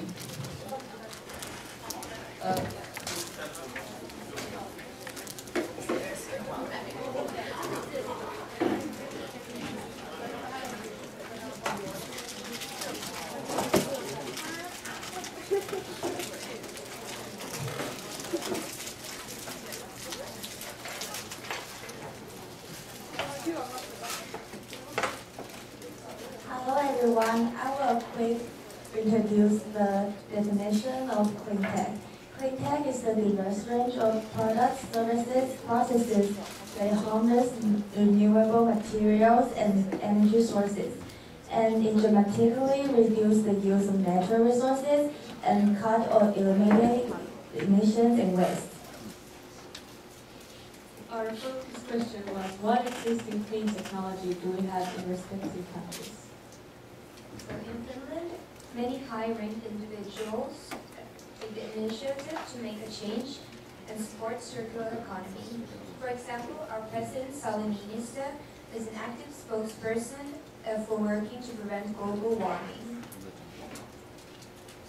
The Nordic countries are now becoming more efficient and important contributors to preventing climate change than you would think the given size and population of respective countries. Sitra is an independent public foundation for building a sustainable future in Finland. They work with a lot of different companies and pass down information considering sustainability and climate change. The goal is to make the population work together and towards the circular economy. And now I'm gonna show you a short clip introducing Sitra. To be or to become, that's the real question. Change defines us. We can't escape it, nor should we. Because what essentially defines the future of modern societies is the ability to adapt and react. Right now, the future might seem strange, but it's up to us to determine where we are going, what we choose to become. For almost 50 years, Sitra, the Finnish Innovation Fund, has worked to build a more successful Finland for all of us, to help Finns and the Finnish welfare state secure the sustainable well-being of future generations. Through research and foresight, we at Sitra look to the future and try to understand what lies ahead. As an independent operator, Sitra can be bold with its questions and courageous with its answers. With the help of Finns and experts from all social fields, Sitra makes the future seem a bit less strange. The key to future success, we believe, is to make our well-being more sustainable. The journey will not be an easy one. Sometimes we fall, but we shouldn't be afraid to try and experiment. Finns could become pioneers in sustainable well-being. Are we doing our best? We must dare to see our world and our lives in a wholly different light.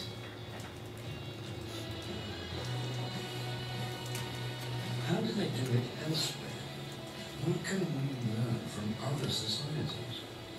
We have to be systematic and relentless in our search and willing to share our ideas. We can start small. A single idea turns into a local experiment, such as the waste food trial in the city of Jyväskylä, which began from a single question. What if we were to sell or give away leftover food from schools, daycare centres and sheltered housing to people such as the unemployed and pensioners? The waste food trial became a national hit and was an outstanding combination of ecological, social and economic sustainability. The right question can make a world of difference.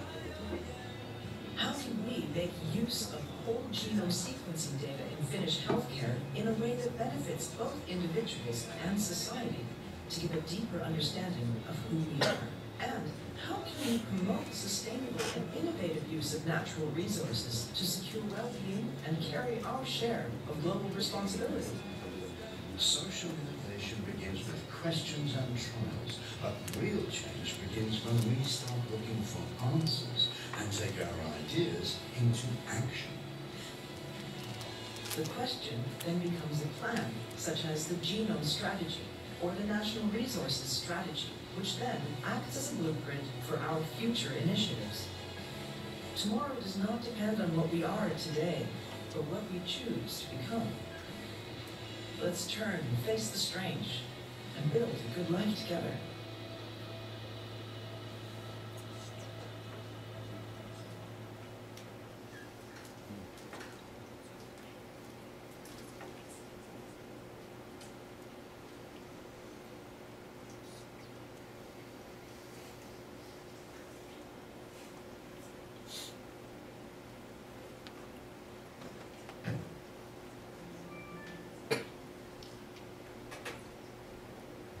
We have also done research concerning biogas and used as car fuel. In Espoo, in Finland, the world's first IKEA biogas station was created, which led to IKEA producing more sustainable energy than the building really needs. The biogas is clean and completely reusable, homegrown fuel that has been made from biological subverted raw materials from kitchens, stores, and industries. We also have in Finland a restaurant called Ultima, and that contributes to circular economy. They make food from using sustainable energy in the process and getting direct nutrition back into the circulation. And I'm going to show a really short clip on their restaurant.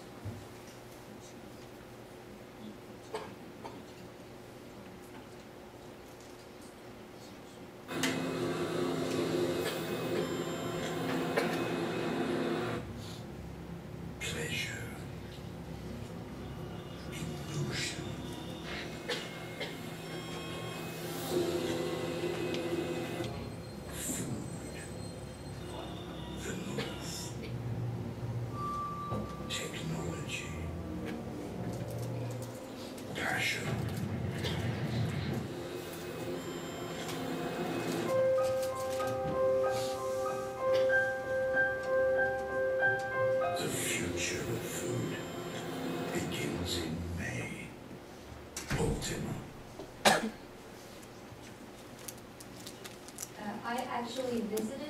restaurant, and the chef told me about the whole process that they was doing there. So it was really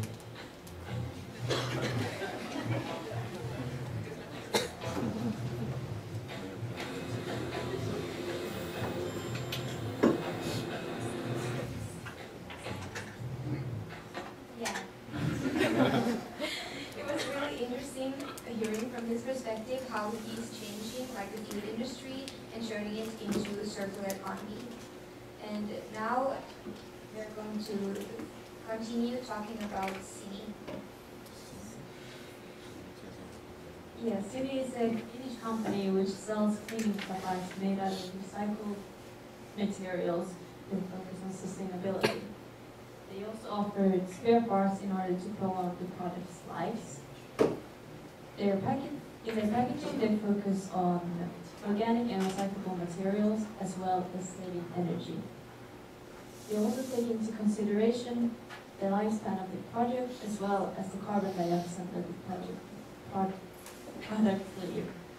The company is considered to use clean technology since they try to lower the amount of limited resources used and consumed by City and their customers. Yeah. So Finland also has a lot of other clean tech companies. For example, I've taken 24 Rental Network, which is a family business that wants to make car rental more affordable, easy, and environmentally friendly with a network of shared cars.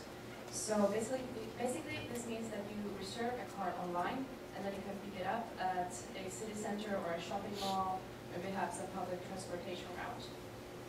Another example is Arctic Biomaterials, which is a company that wants to use biomaterials to the same extent in the medical field as in the technical field. So they reuse biomaterials. Then Crystaltech is a company that processes recycled products from the side streams of the metal and mining industries that are exported and licensed worldwide. And that could be like tires or different kind of equipment. Yes. And then there's also Durant, which is a company named after a unique and sustainable solid surface material which contains recycled post-industrial plastics and is 100% recyclable. And it is very popular since it's very fashionable and very aesthetic looking, so people do enjoy it. And Ecox is a company that takes in used IT equipment, fixes it, and sells it again for a very reasonable price. 150,000 tons of electronic waste is produced in Finland every year, with barely 1% being reused. So Ecox's goal is to raise this percentage to 60%. And Emmy is Finland's biggest website for used clothing for all ages and genders. So you can choose from 80,000 different high-quality brand products checked by hand, with thousands more being added to the website weekly. Then we have eRent, which is a equipment sharing platform which helps entrepreneurs manage their own leased and rented fleet of equipment. Loss rates and unnecessary investments are minimized when sharing equipment. And then the textile company Finlayson lets customers bring their old sheets and towels to be washed, soon cut into wefts, and woven into rag pieces. And then armchair covers, table mats, wall tapestry, and of course carpets are created and sold. And Infinited Fiber is a company that creates textile fibers from recycled mass, closes the cotton loop, and produces new and even better cotton and is cost-effective. So I've given a lot of examples of companies that start reusing different kind of resources, such as Infinite Fiber, which uses cotton. But now there's a new resource that we can start using for clothes, which is made out of wood, actually, and it's called Spinova. So today we are buying more clothes than ever because it's cheaper than ever. Yet the textile industry has been estimated to be the next most polluted industry after the oil industry. And then now we may have a solution. What could be the world's most ecological method of textile production has been named Spinova, and it's currently being developed in the town of Jyväskylä in Finland. Spinova is a method where you basically grind any biomaterial into microfibers and mix it with water. Then the paste is pushed through tiny holes, creating incredibly thin thread. You could imagine a spider doing it, like moving its web. Now there are plans of using tree fibers to produce a material that can replace cotton. And on this last Independence Day, the First Lady wore a dress made of iron silk, which is a similar material to spinel.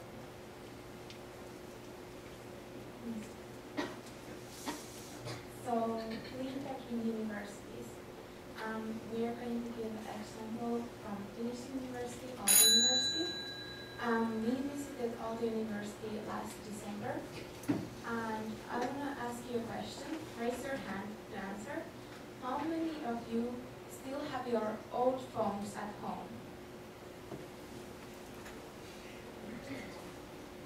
Did you know those old phones consist of these materials that those materials could be used again, and those materials can be so limited in the world that when we don't recycle the phones and reuse those materials in those phones,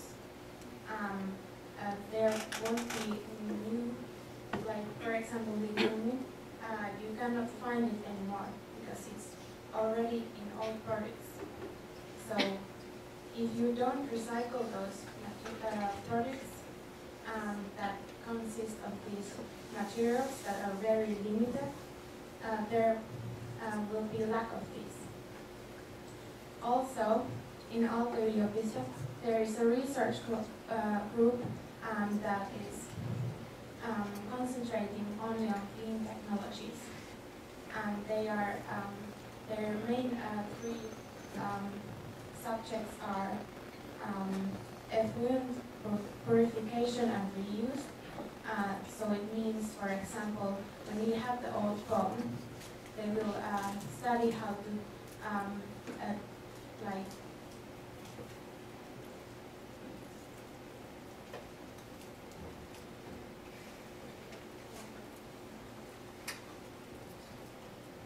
how to sort those materials, because those components are put together and they should be sorted before they can be reused.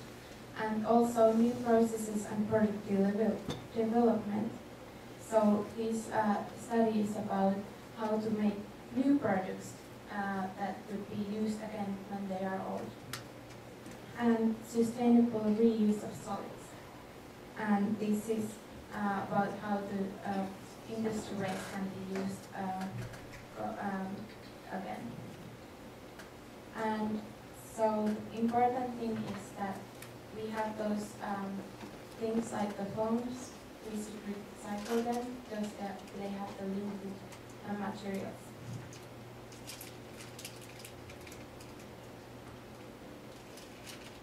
Okay, so yesterday we visited the Tsuchi recycling station, which is a Taiwanese NGO. They collect rubbish such as plastic and paper, and then they sort it and either turn it into new quality products or sell it to other places. So they also do charity work, where they, for example, send blankets and clothes to people in need and to crisis-struck areas. And here on the slide you can see the process of turning plastic into fabric, which they told us about yesterday during our visit. And the thread that they produce, it has different colors, depending on the color of the original plastic product. And it's then used for sewing, for example, clothes and blankets. Yeah. So the work they do at Tsuchi is considered to be clean technology because they use recycled material in order to make new products instead of using limited resources.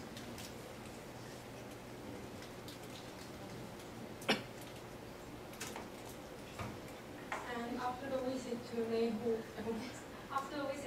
Tsuchi, we went to Nehu Recycle Furniture Factory, and there they receive old furniture and they will restore it and sell them in lower price. And some furniture that are in so bad condition that you can they can't be restored. They will sort them into different materials, and then the materials will be used in new furnitures, and or they will make them to the new things. And the Neighborhood Recycle Furniture Factory, they have online website where you can buy the furnitures, and the leftover furniture that can be sold, they will have auction in the store. And they also repair broken bicycles, and the bicycles are really low price for restore. And we think this is a good way to recycle furniture. And the main point is that they don't throw away the unusable furniture, but they save the materials from the furniture and build new ones. I will introduce Unifresh Farm, which we visited on Wednesday, and they use LED lights which are powered from solar panels, and it can reduce the use of electricity. Also, they use remaining breaks to ferment it into alcohol, and which means that they make the best use of resources. And also, they use coffee grounds to replace original soil and fertilizers, which is good to the environment because they use most wasted resources. As you can see in the picture, they use purple light because they found out that red light and blue light can help the spread of photosynthesis and can help them grow in a more efficient way. And this one, they build the shelter instead of planting the cars on the land, so they can store they can store it, and the light is made from solar panels, so they can get the light from sunshine. And this bakery, they use their own vegetable, and the vegetable they have coffee grounds as their fertilizer.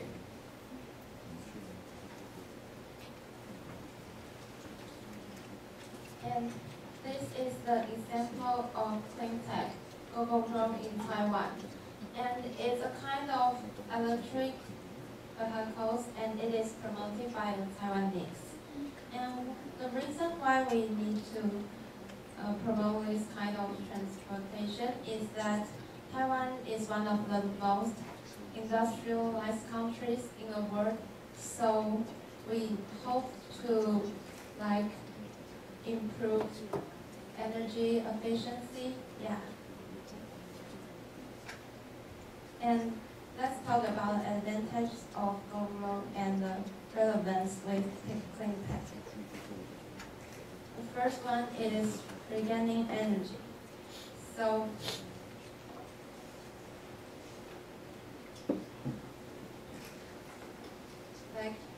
as you can see, it only takes 6 seconds to regain energy, and it's very convenient and efficient. And what's more, we don't need to go to a gas station to waste fuel energy. Yeah. And the second is high efficient power saving batteries. And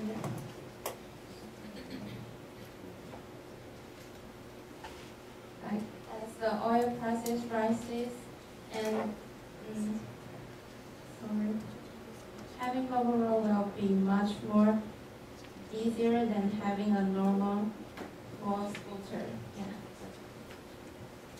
And because of global warming, this carbon emission reducing is much important for us, and we need to focus on this issue.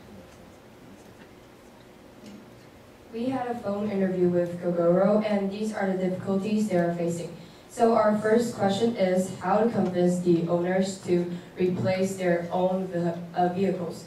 And their answer is the government supports. But even though we think even if the government completely banned the sale of fuel-powered scooters, the owner is still able to ride their own vehicle. But maybe government support is the most important part in this change. And our next question is, what did the government do to help your company? And their answer is foundings. Foundings from different departments is very important to them because circular economy and clean technology is very money consuming, so it needs a lot of money. And Industrial Development Bureau and Environmental Protection Administration has given them many financial support. And our last question is, what is your future plans? And their answer is, get more supplies and expand the spots of electricity stations. And the last one is update skills to increase the efficiency of batteries.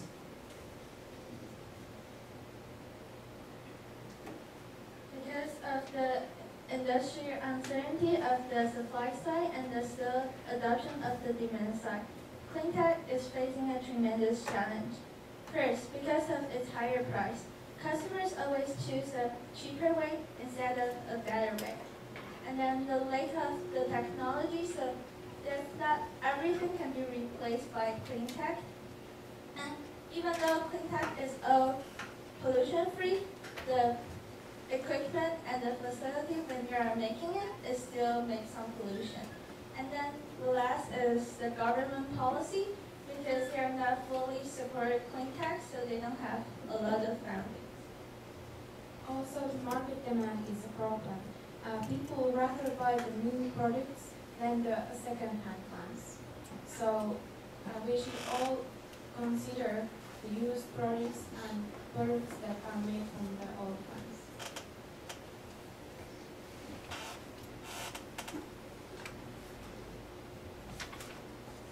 After visiting Taiwan and Finland's circular economy related factories,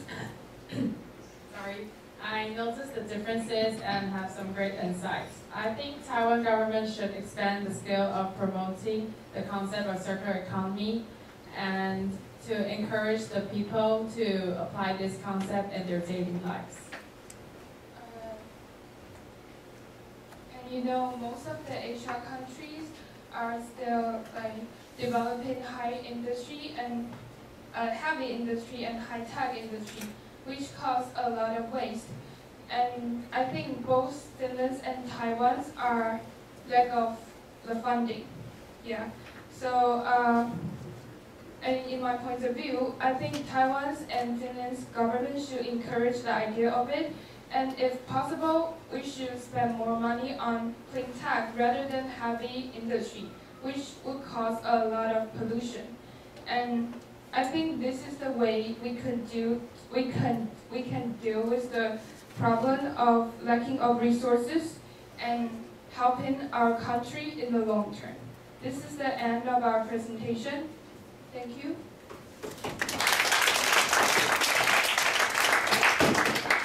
Does anyone have any questions?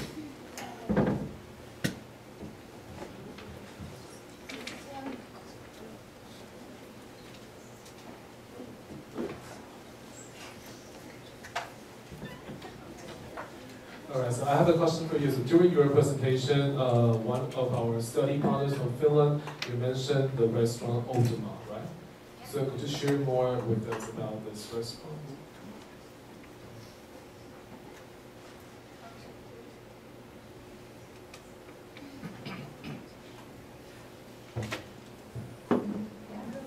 So like Ultima, so they have like, you saw in the video that I showed, like 3D printing for their plates, so they're not using like plates.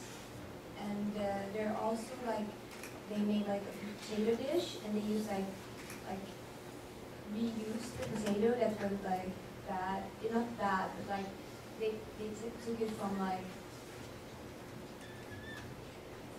yeah, like if they look ugly or something, so they took them instead of not like throwing them away, so they used them instead and made a dish of it.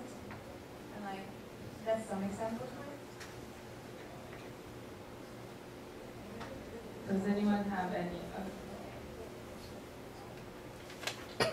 I would just say I was at the restaurant and they use crickets. Like you saw, they put the crickets in the lamps.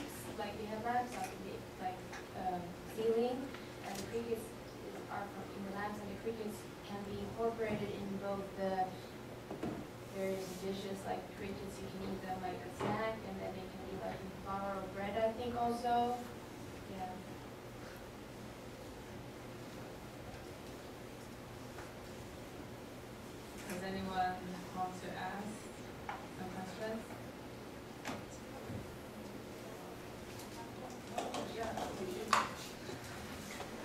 in your presentation, you mentioned that overall the electricity motorcycle, they are like they cause little air pollution.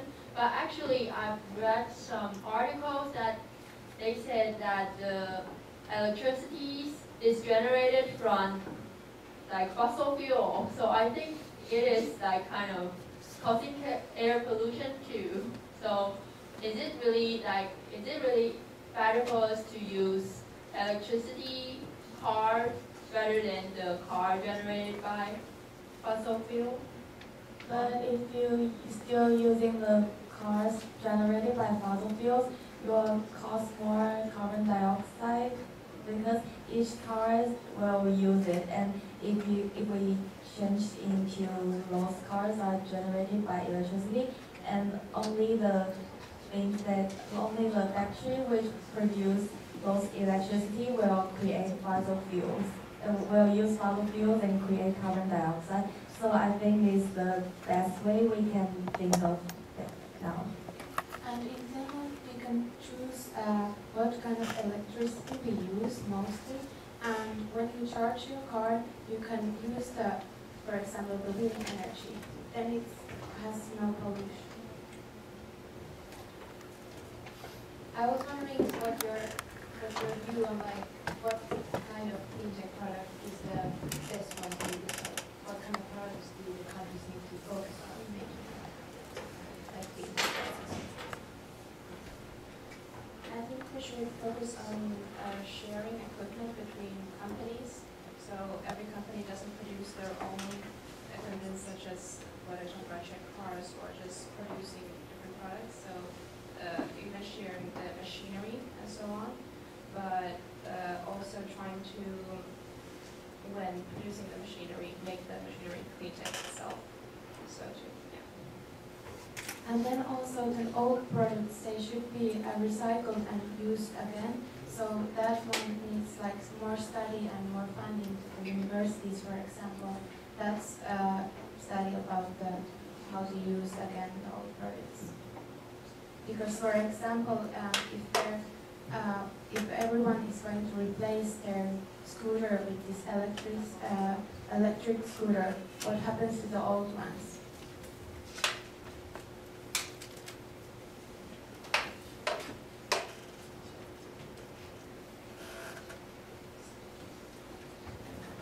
Any more questions? I want to give you compliments on a good presentation. This was the third in a row that I really enjoyed. I just have one question to you. You had a company that recycles material, and I wonder, does it automatically make it clean tech when you recycle? Is that like good enough, or does it require something else from the company in order to be called clean tech? Do you mean a specific company? You mentioned Durat as an example. So what, I mean, my question is, if a company recycles material, does it fill the definition of clean? That's my question. Yes. Well, I got all the companies from an official list from Citra of the clean tech companies in Finland, so I would assume that yes, it would require, like, it would be a clean tech company.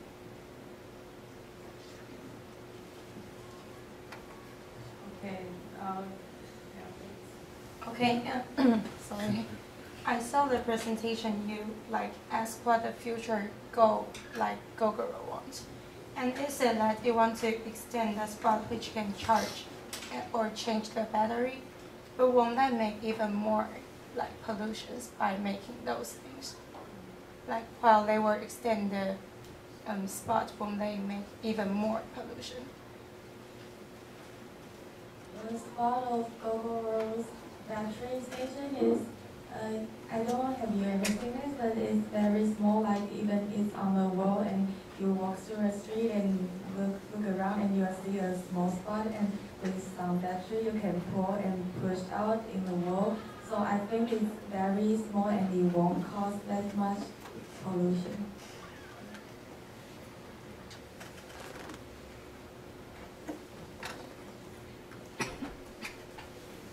Okay, then thank us.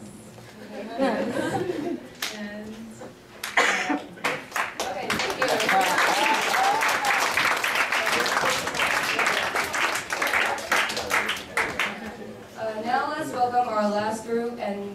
going to present circular economy recycling.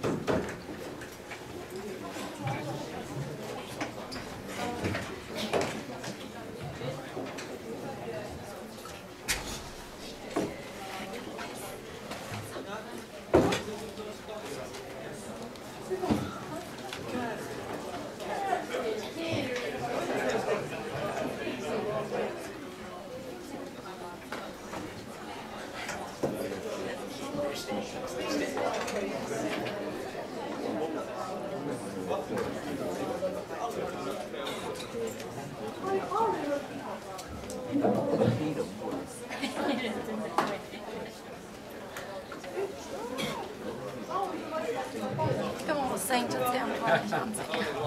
我已经吃超多喉糖。没有那一罐我真的吃不下去。啊，有。你学妹的头发是自己烫还是？没有自然卷。不要假了，这样拿下来。我们班有人摸过。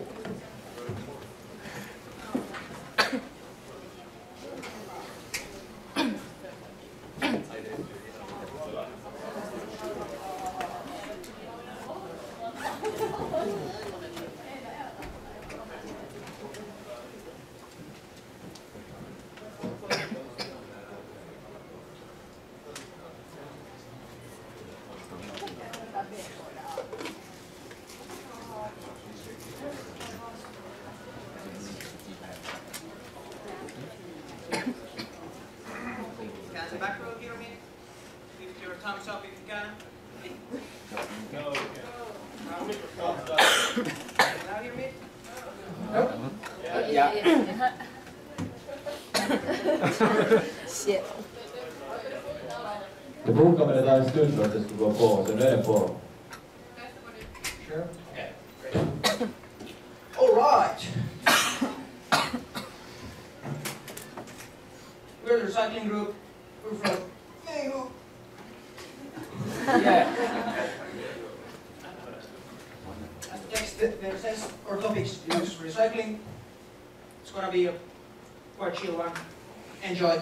Alex, take it off.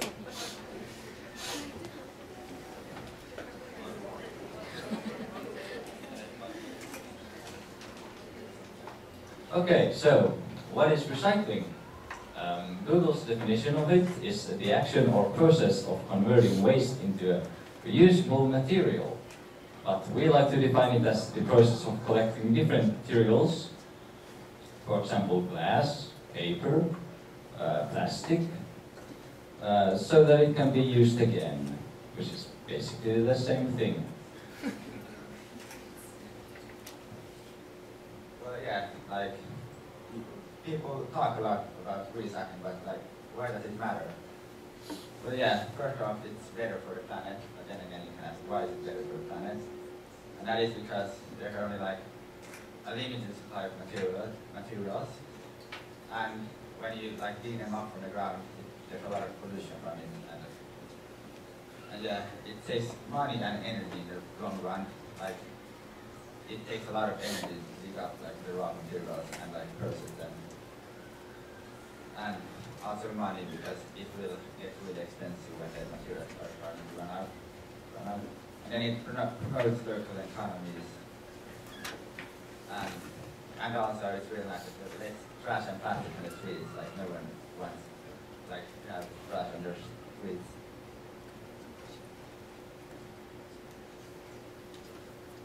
Now we are going to talk about Tsuji recycling station. About Tsuji, it's a kind of foundation and it involves many aspects. For example, charity, medical career, education, and so on. Those recyclers are what they regularly go to the company or the community to take it. And somebody will go to Tsuji and recycle their own things by themselves. There are many volunteers working in the station, and those volunteers will help them to classify the sorts.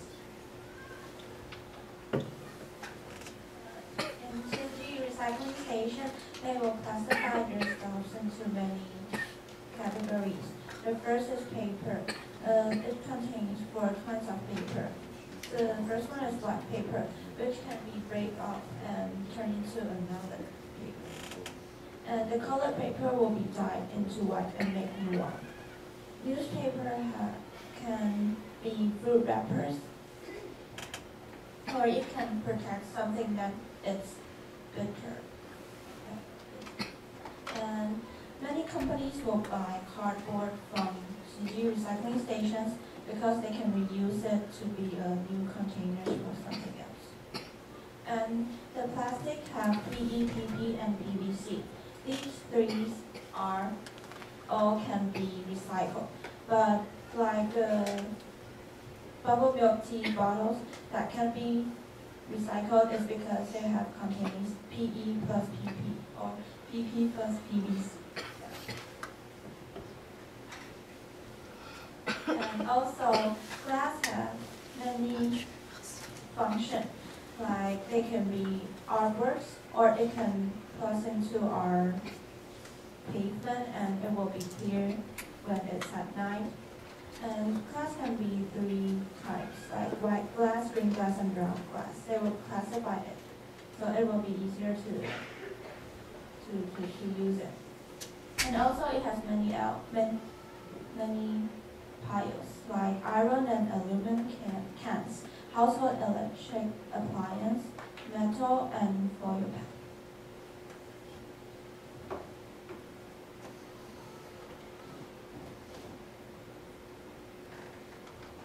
So we have learned a lot during these last couple of days. Recycling is very important because the materials that we throw in the garbage like doesn't disappear by themselves, and they will just be otherwise like left in the nature. So that's why we should sort garbage because it would be easier for the volunteers. The plastic bottles can go through a machine and become soft material, and out of that material we can make blankets and clothes and even suitcases.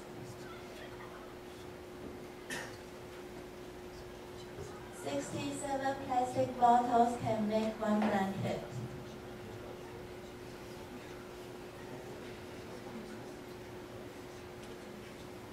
They will give the blankets to people that they are in need.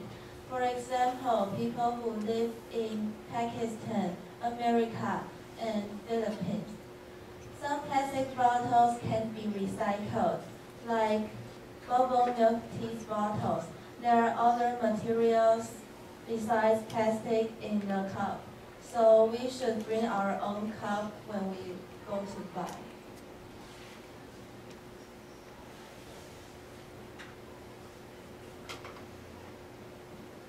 Yeah, I will also tell you about the neighbor refurbished furniture exhibition center. But that place we went yesterday, and that the preachers group also told us. But yeah, like first they take or collect all the products that people don't want or are maybe a bit broken. And then they if they're broken, yeah, they repair them a bit, or if they can't repair them, they sort it out and recycle it. And yeah, in the end, they then sell them or auction it. And we saw it yesterday, are the finished products. But I think this is like instead of throwing away the old products, they repair it and sell them again. So instead of them go to waste, they're used again.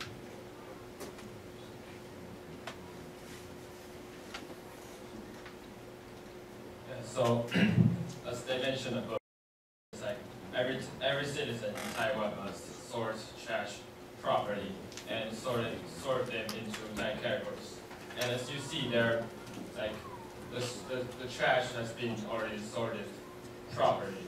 It's like you can see like there are only like plastic stuffs, yeah, plastic and paper stuff there, and they will compress them into like smaller pieces, and it is of vital significance that we sort trash properly, because it can not only make the sorting system go more efficient and but also help those volunteers, like all those great old people, like recycling in the city recycling center.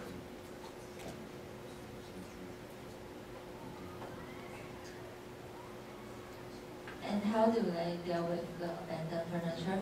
First, they will go to each community to get the useless furniture to take to the center. Then the techniques there will repair it and wash it, and then they will turn into the new one. There are two ways for them to sell the furniture. One way is on site. They will stick a price on the chair, and in a specific time, the people will go there to have auction. After the auction, and they can take the furniture back.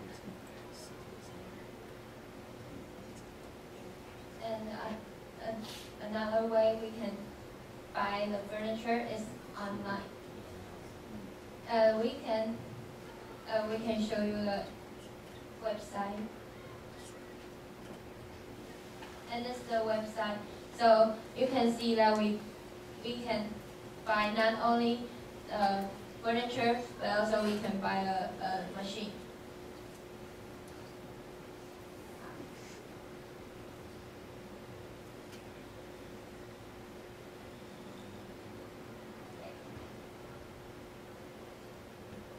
And you can see the picture down.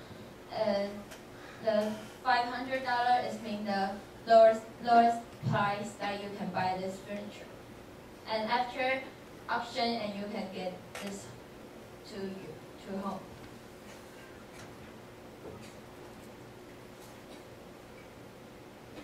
They not only use the unuseful furniture to the new one, but they also use them to make some products, such as traditional Taiwan toys, kitchens, pen holders, and cell phones. And you can see there's a picture there, and the right one is the clock.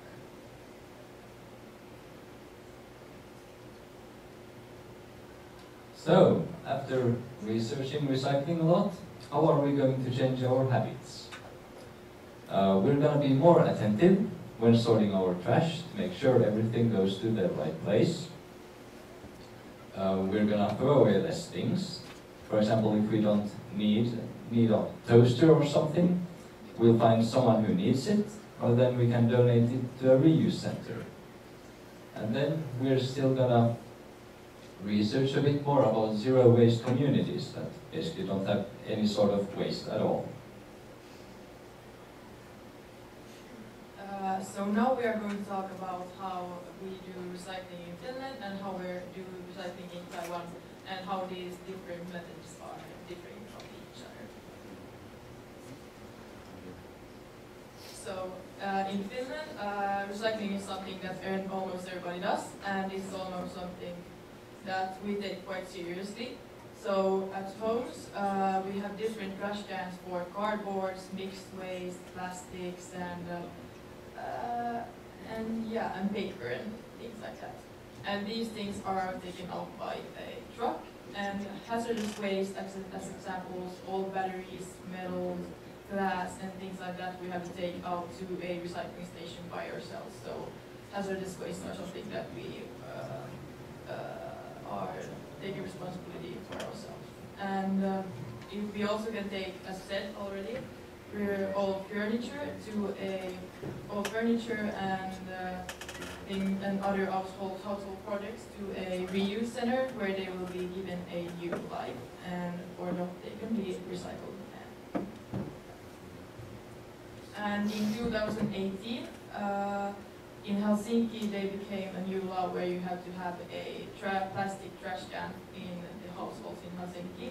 And this, in a year, the mixed waste has drastically decreased, since in the mixed waste, the most of the waste is plastics, and by having to have a plastic trash in the households, it's way easier to recycle the plastics, so that's why it has been decreased.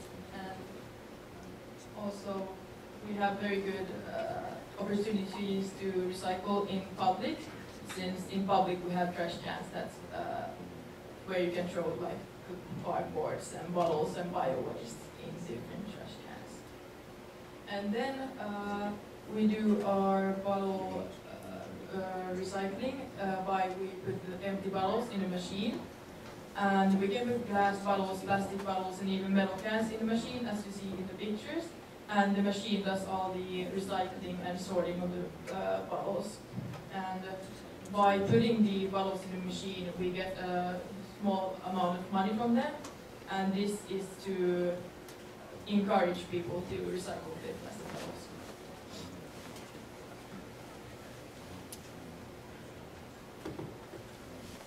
And now I'm talking about how recycling is done in Taiwan. And 1 for mixed waste, so that we can recycle it, and 8 for recycling, like glass, paper, iron cans, metal, and plastic bottles. And some workers and volunteers will do the sorting in recycle centers, and they will try to repurpose all things. And they can also get cash if they take the batteries or some textbooks to the recycling centers. Now I'm going to tell you the differences between Finland and Taiwan. In the public, there's a lot less public trash cans in Taiwan compared to Finland. And those in Taiwan are usually like 2 kinds of trash cans, one for recycling and one for mixed waste. And Finland has several different sorts of trash cans. For example, mixed waste, plastic, and paper. And at home, Taiwan's garbage truck has a sound to tell people when to bring the trash. And in Finland, they are collected from a bigger garbage bin that everyone has in their community. So, a few things you didn't know could be recycled. Number 1 is electronic appliances. Electronic appliances can be given to certain stores for recycling without any fee. For example, our lovely toaster that stopped working.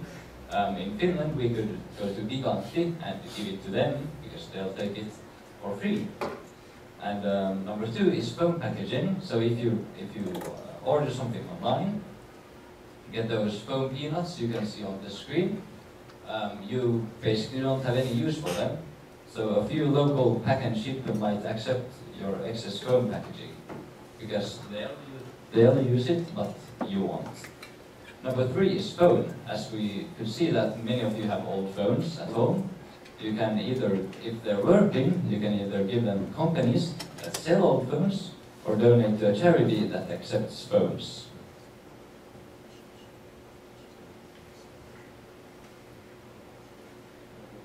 As with many things with the future, it's pretty hard always to predict the outcome. But there are 2 possible outcomes here. First, the positive one, where we make vast improvements in technology which help and get us better recycling.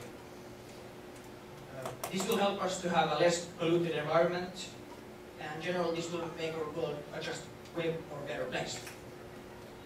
Then of course, if we don't do this, there will be negative consequences. Our climate and nature will get worse. This, of course, will impact our health, farming, and economies. This is something we should try to avoid.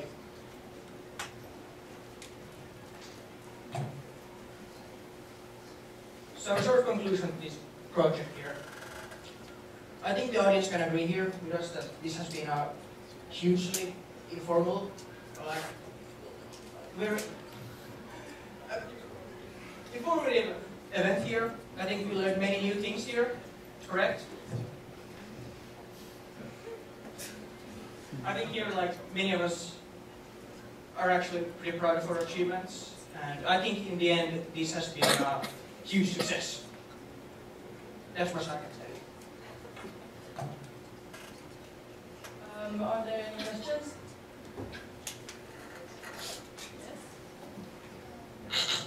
After visiting the city's recycling station, is there anything that you think can be improved?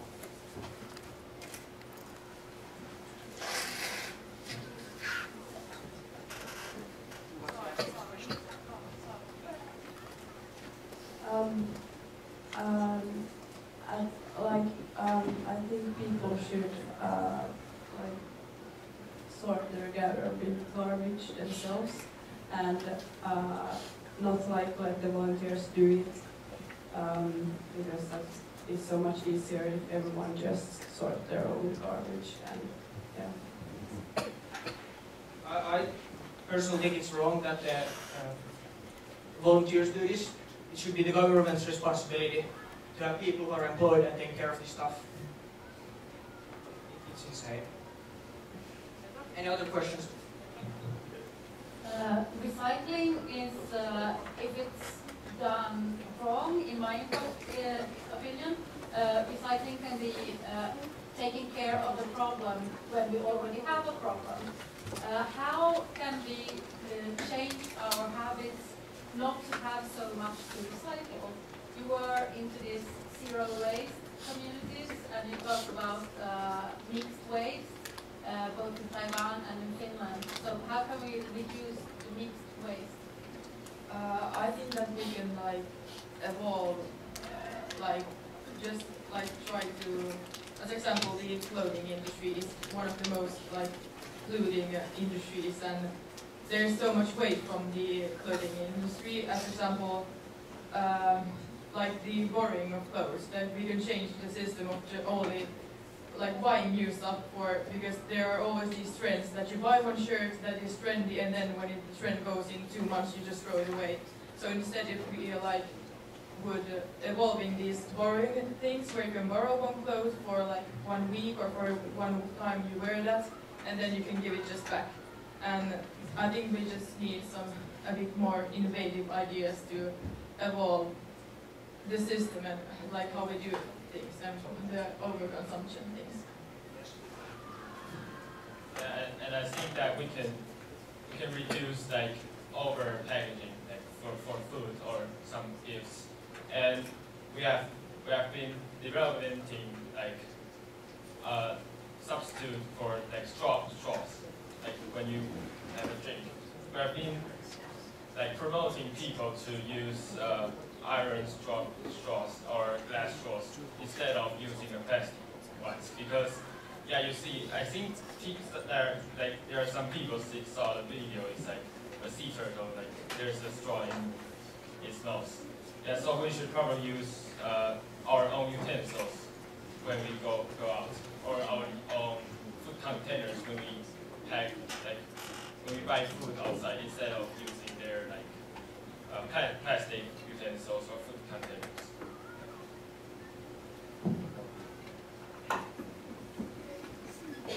What do you think about that? Most of the waste is still burned in the world.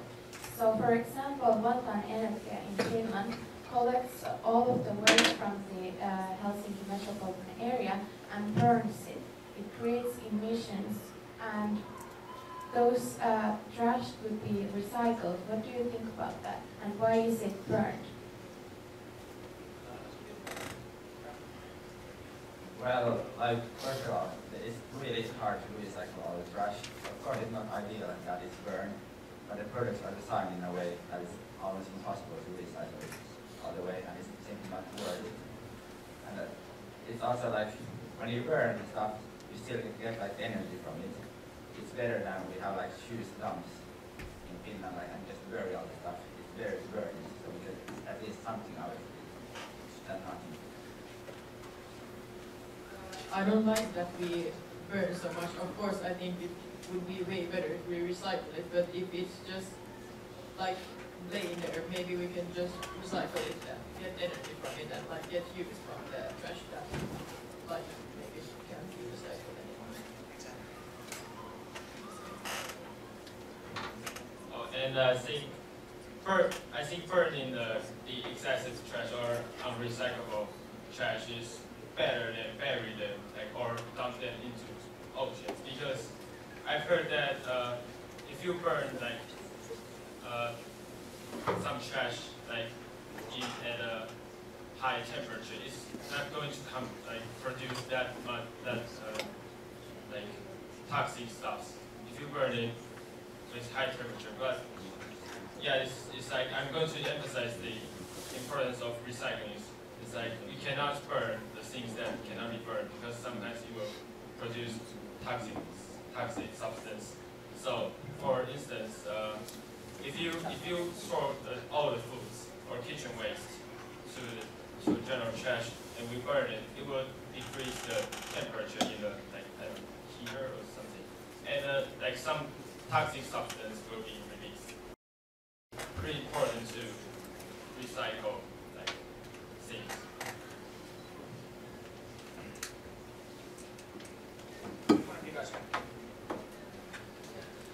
Okay, first of all, thank you for a very nice presentation.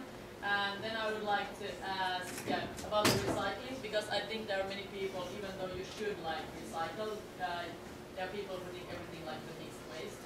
So how could you motivate those people to start recycling? Should it be some kind of punishment? If you are not recycling, then you should be punished somehow?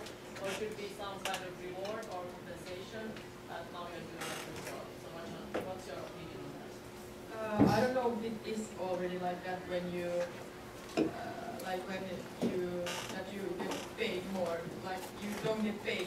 You don't have to pay from the recycled trash. Like if you, example, recycle the plastics from the mixed waste, you don't have to pay as much for the bill for the garbage truck isn't that big. So I think that you maybe could increase that a bit more. That just payment and Yeah, but you believe in this positive thing that if you get something good out of it, so you don't believe in punishments. So if you don't recycle, you will be punished.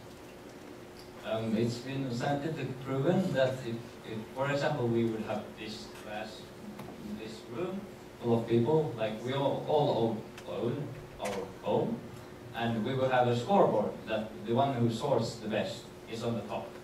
That would make us sort as good as we can, because it's not any kind of money reward, but it's still a reward to be on the top.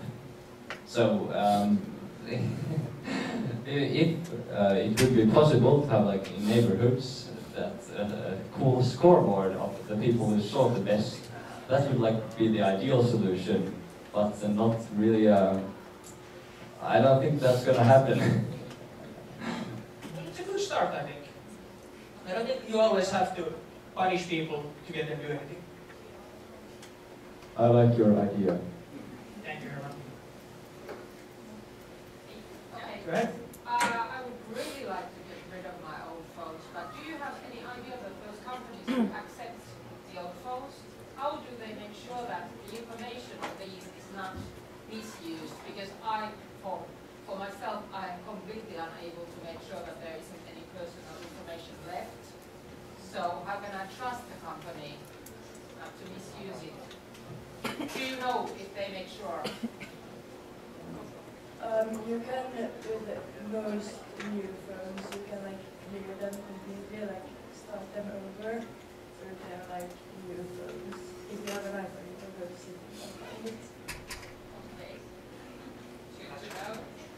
And if you don't trust that, it deletes everything, you can go to some expert that for a few euros or something checks that everything is deleted, that there's no personal information left. Yep. Do you know how old the phones have to be to recycle them? Can I take a phone from 2001 to a recycling station? If you have a phone from 2001, you can recycle it, yeah, because the components in it are still fairly similar, that they can be recycled. Actually, they do. Even for a couple of years ago, I saw a commercial from Gigantti. They had like a picture that you get $20 from giving an old phone to them. So they actually do accept old phones, as long as they're mobile.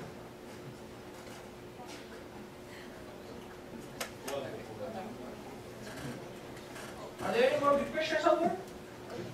Well, thank you for the, sorry. Yeah. So after the furniture goes to the recycled furniture factories, do you know if like no one is buying the furniture, will it become a trash again?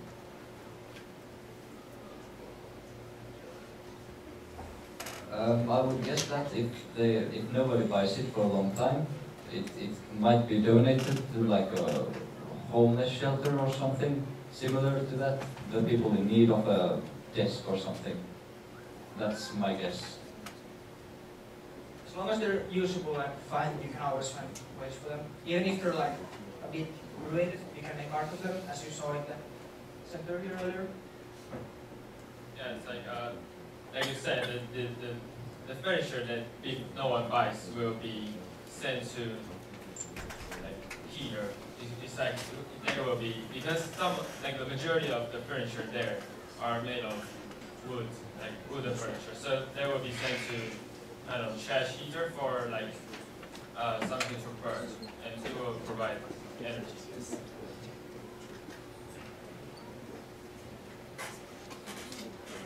I enjoyed the enthusiasm that I see in your group. There was a member in the first group talked about water, and she said that we could fill a bottle of water, a bottle with water and put it in the tank, in the toilet, or put the tile there. I like the idea that we got some tips from the group. You also gave us tips on how to reduce the exploitation of natural resources. I have a question to you. At my household, we have different bins for paper, for cardboard, for glass, for metal, and for waste mixed waste. But can you think of something else that we could sort? I mean, is there something else? Should we have another bin at my household? And what should we put there? Plastic, we already have plastic, but something else. Batteries, and you can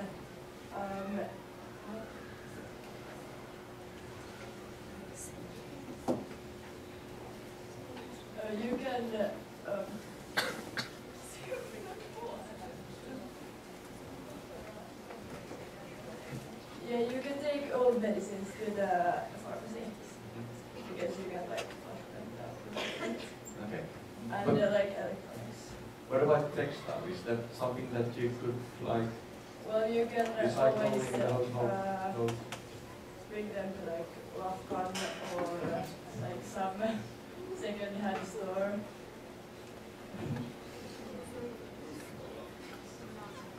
If I remember correctly, when we visited in September to Globe Ho, that you could like read like textiles to them, and they will make it like you. I think it was like so, but also if you don't want to drive all the way to Globe Ho, you can, for example, if you have like a textile you're not using, you could give it to the, if the school has like the textile room or the class, whatever it's called, you can give it to them and they might use it to something, make something new. So that's a bit closer. People are creative, so there are many options. Thanks.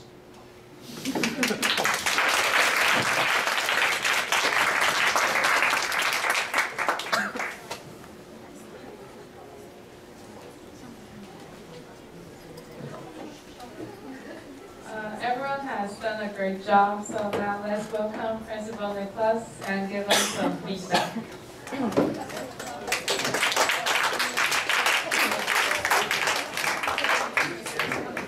Thank you. I think I already gave some feedback, but there's always a chance to give more. I know that we had a tight timetable. I think it was only the first group who actually made it.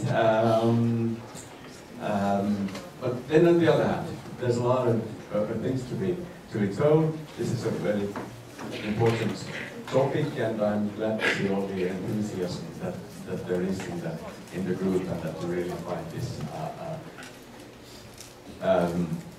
an important topic, and important questions to be solved in the future.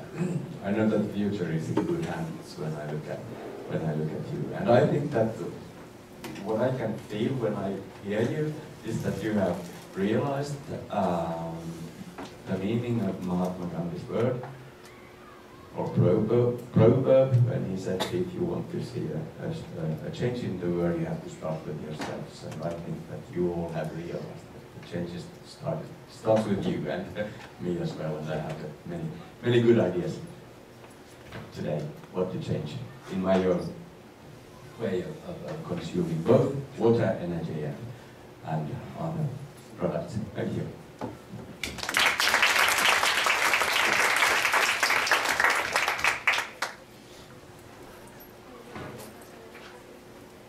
Thank you, Principal Nicholas.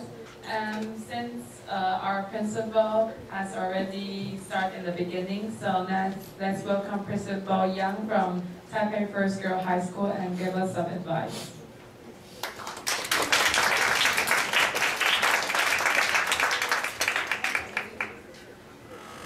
Thank you, everyone. We enjoyed your performance. I think every group really did a good job. Although it's not easy for you to discuss with each other for the past time since you are busy or since the distance problem, okay?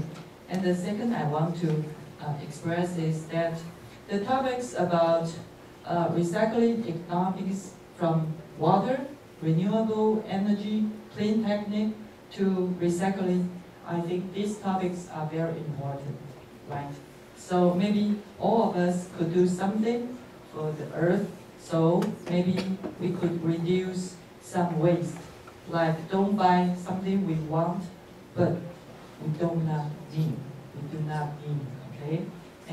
And also very important that Nicholas discussed with you, influence others, people without by punishment, okay? And so on. And at last, I would say that we are so glad that we have this kind of exchange program between Taiwan and Finland. And I hope we will continue this program for that, okay, to keep this program. And I hope that all the students and teachers stay here and you feel very comfortable. And when you go back to Finland, you will miss us very much. Thank you very much.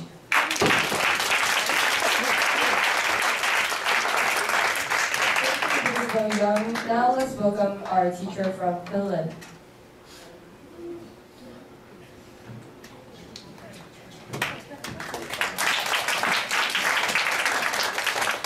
Okay, so it has been a great joy to see you improve. We met in Finland in the autumn and you presented your ideas and your focus questions and the method that you will work on. You were both focusing on this cultural things and how to keep in touch. As principal told, we have the distance and you have stayed in touch during the winter. And now, with your presentations here, I can see that you have a deepened understanding about the circular economy, about not only recycling the things that we have, but also thinking about what we do before we as consumers come in. So I hope that you can make more conscious decisions in your consumings when you go out in the world. Both in Taiwan and in Finland. Thank you so much for this.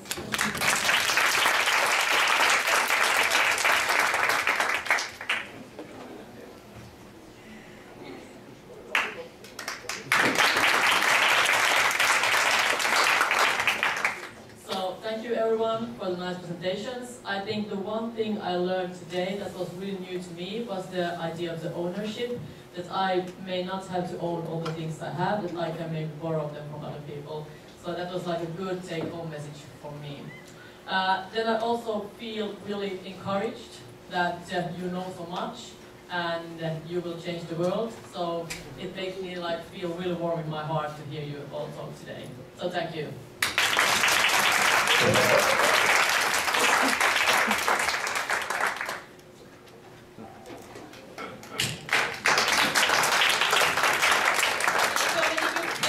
Said already, but I would like to say that this has been also, besides all the good work and everything we heard today, but this has also been a very good chance for students to know one another and colleagues to meet from all levels, principals and teachers, because this is the only way we can add to the global understanding, that we meet each other, see other cultures and visit, really, not only reading the paper or watch on TV.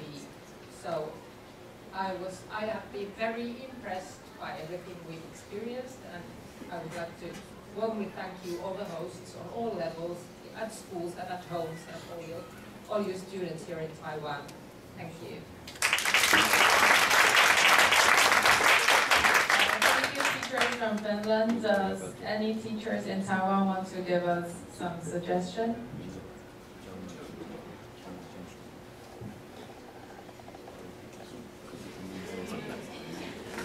Okay, I think all of you have done a great job on your presentations, and I learned a lot from you, your presentations today.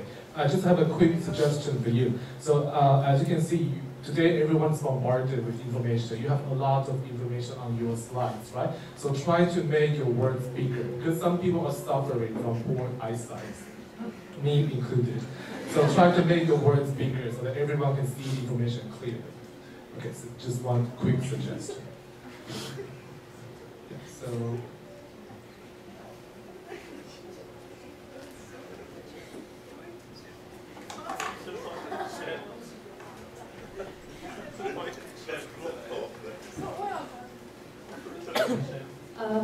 I also have one very short and quick feedback.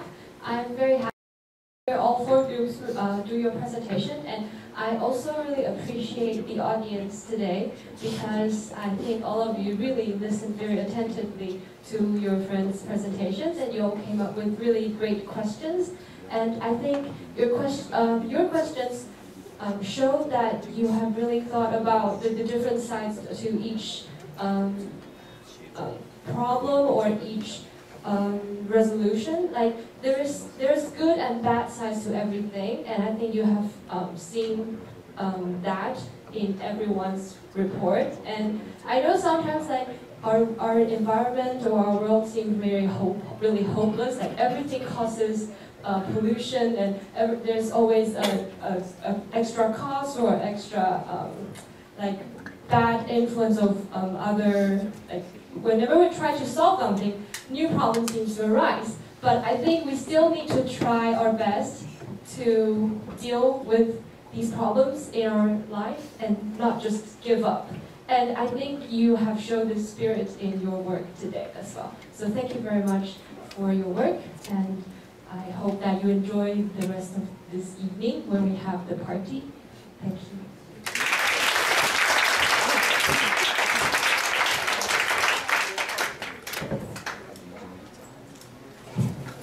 okay, so we have prepared a small food party for you to join, so everyone we need to move upstairs to 6th floor of this building. And there are 2 elevators for you to use.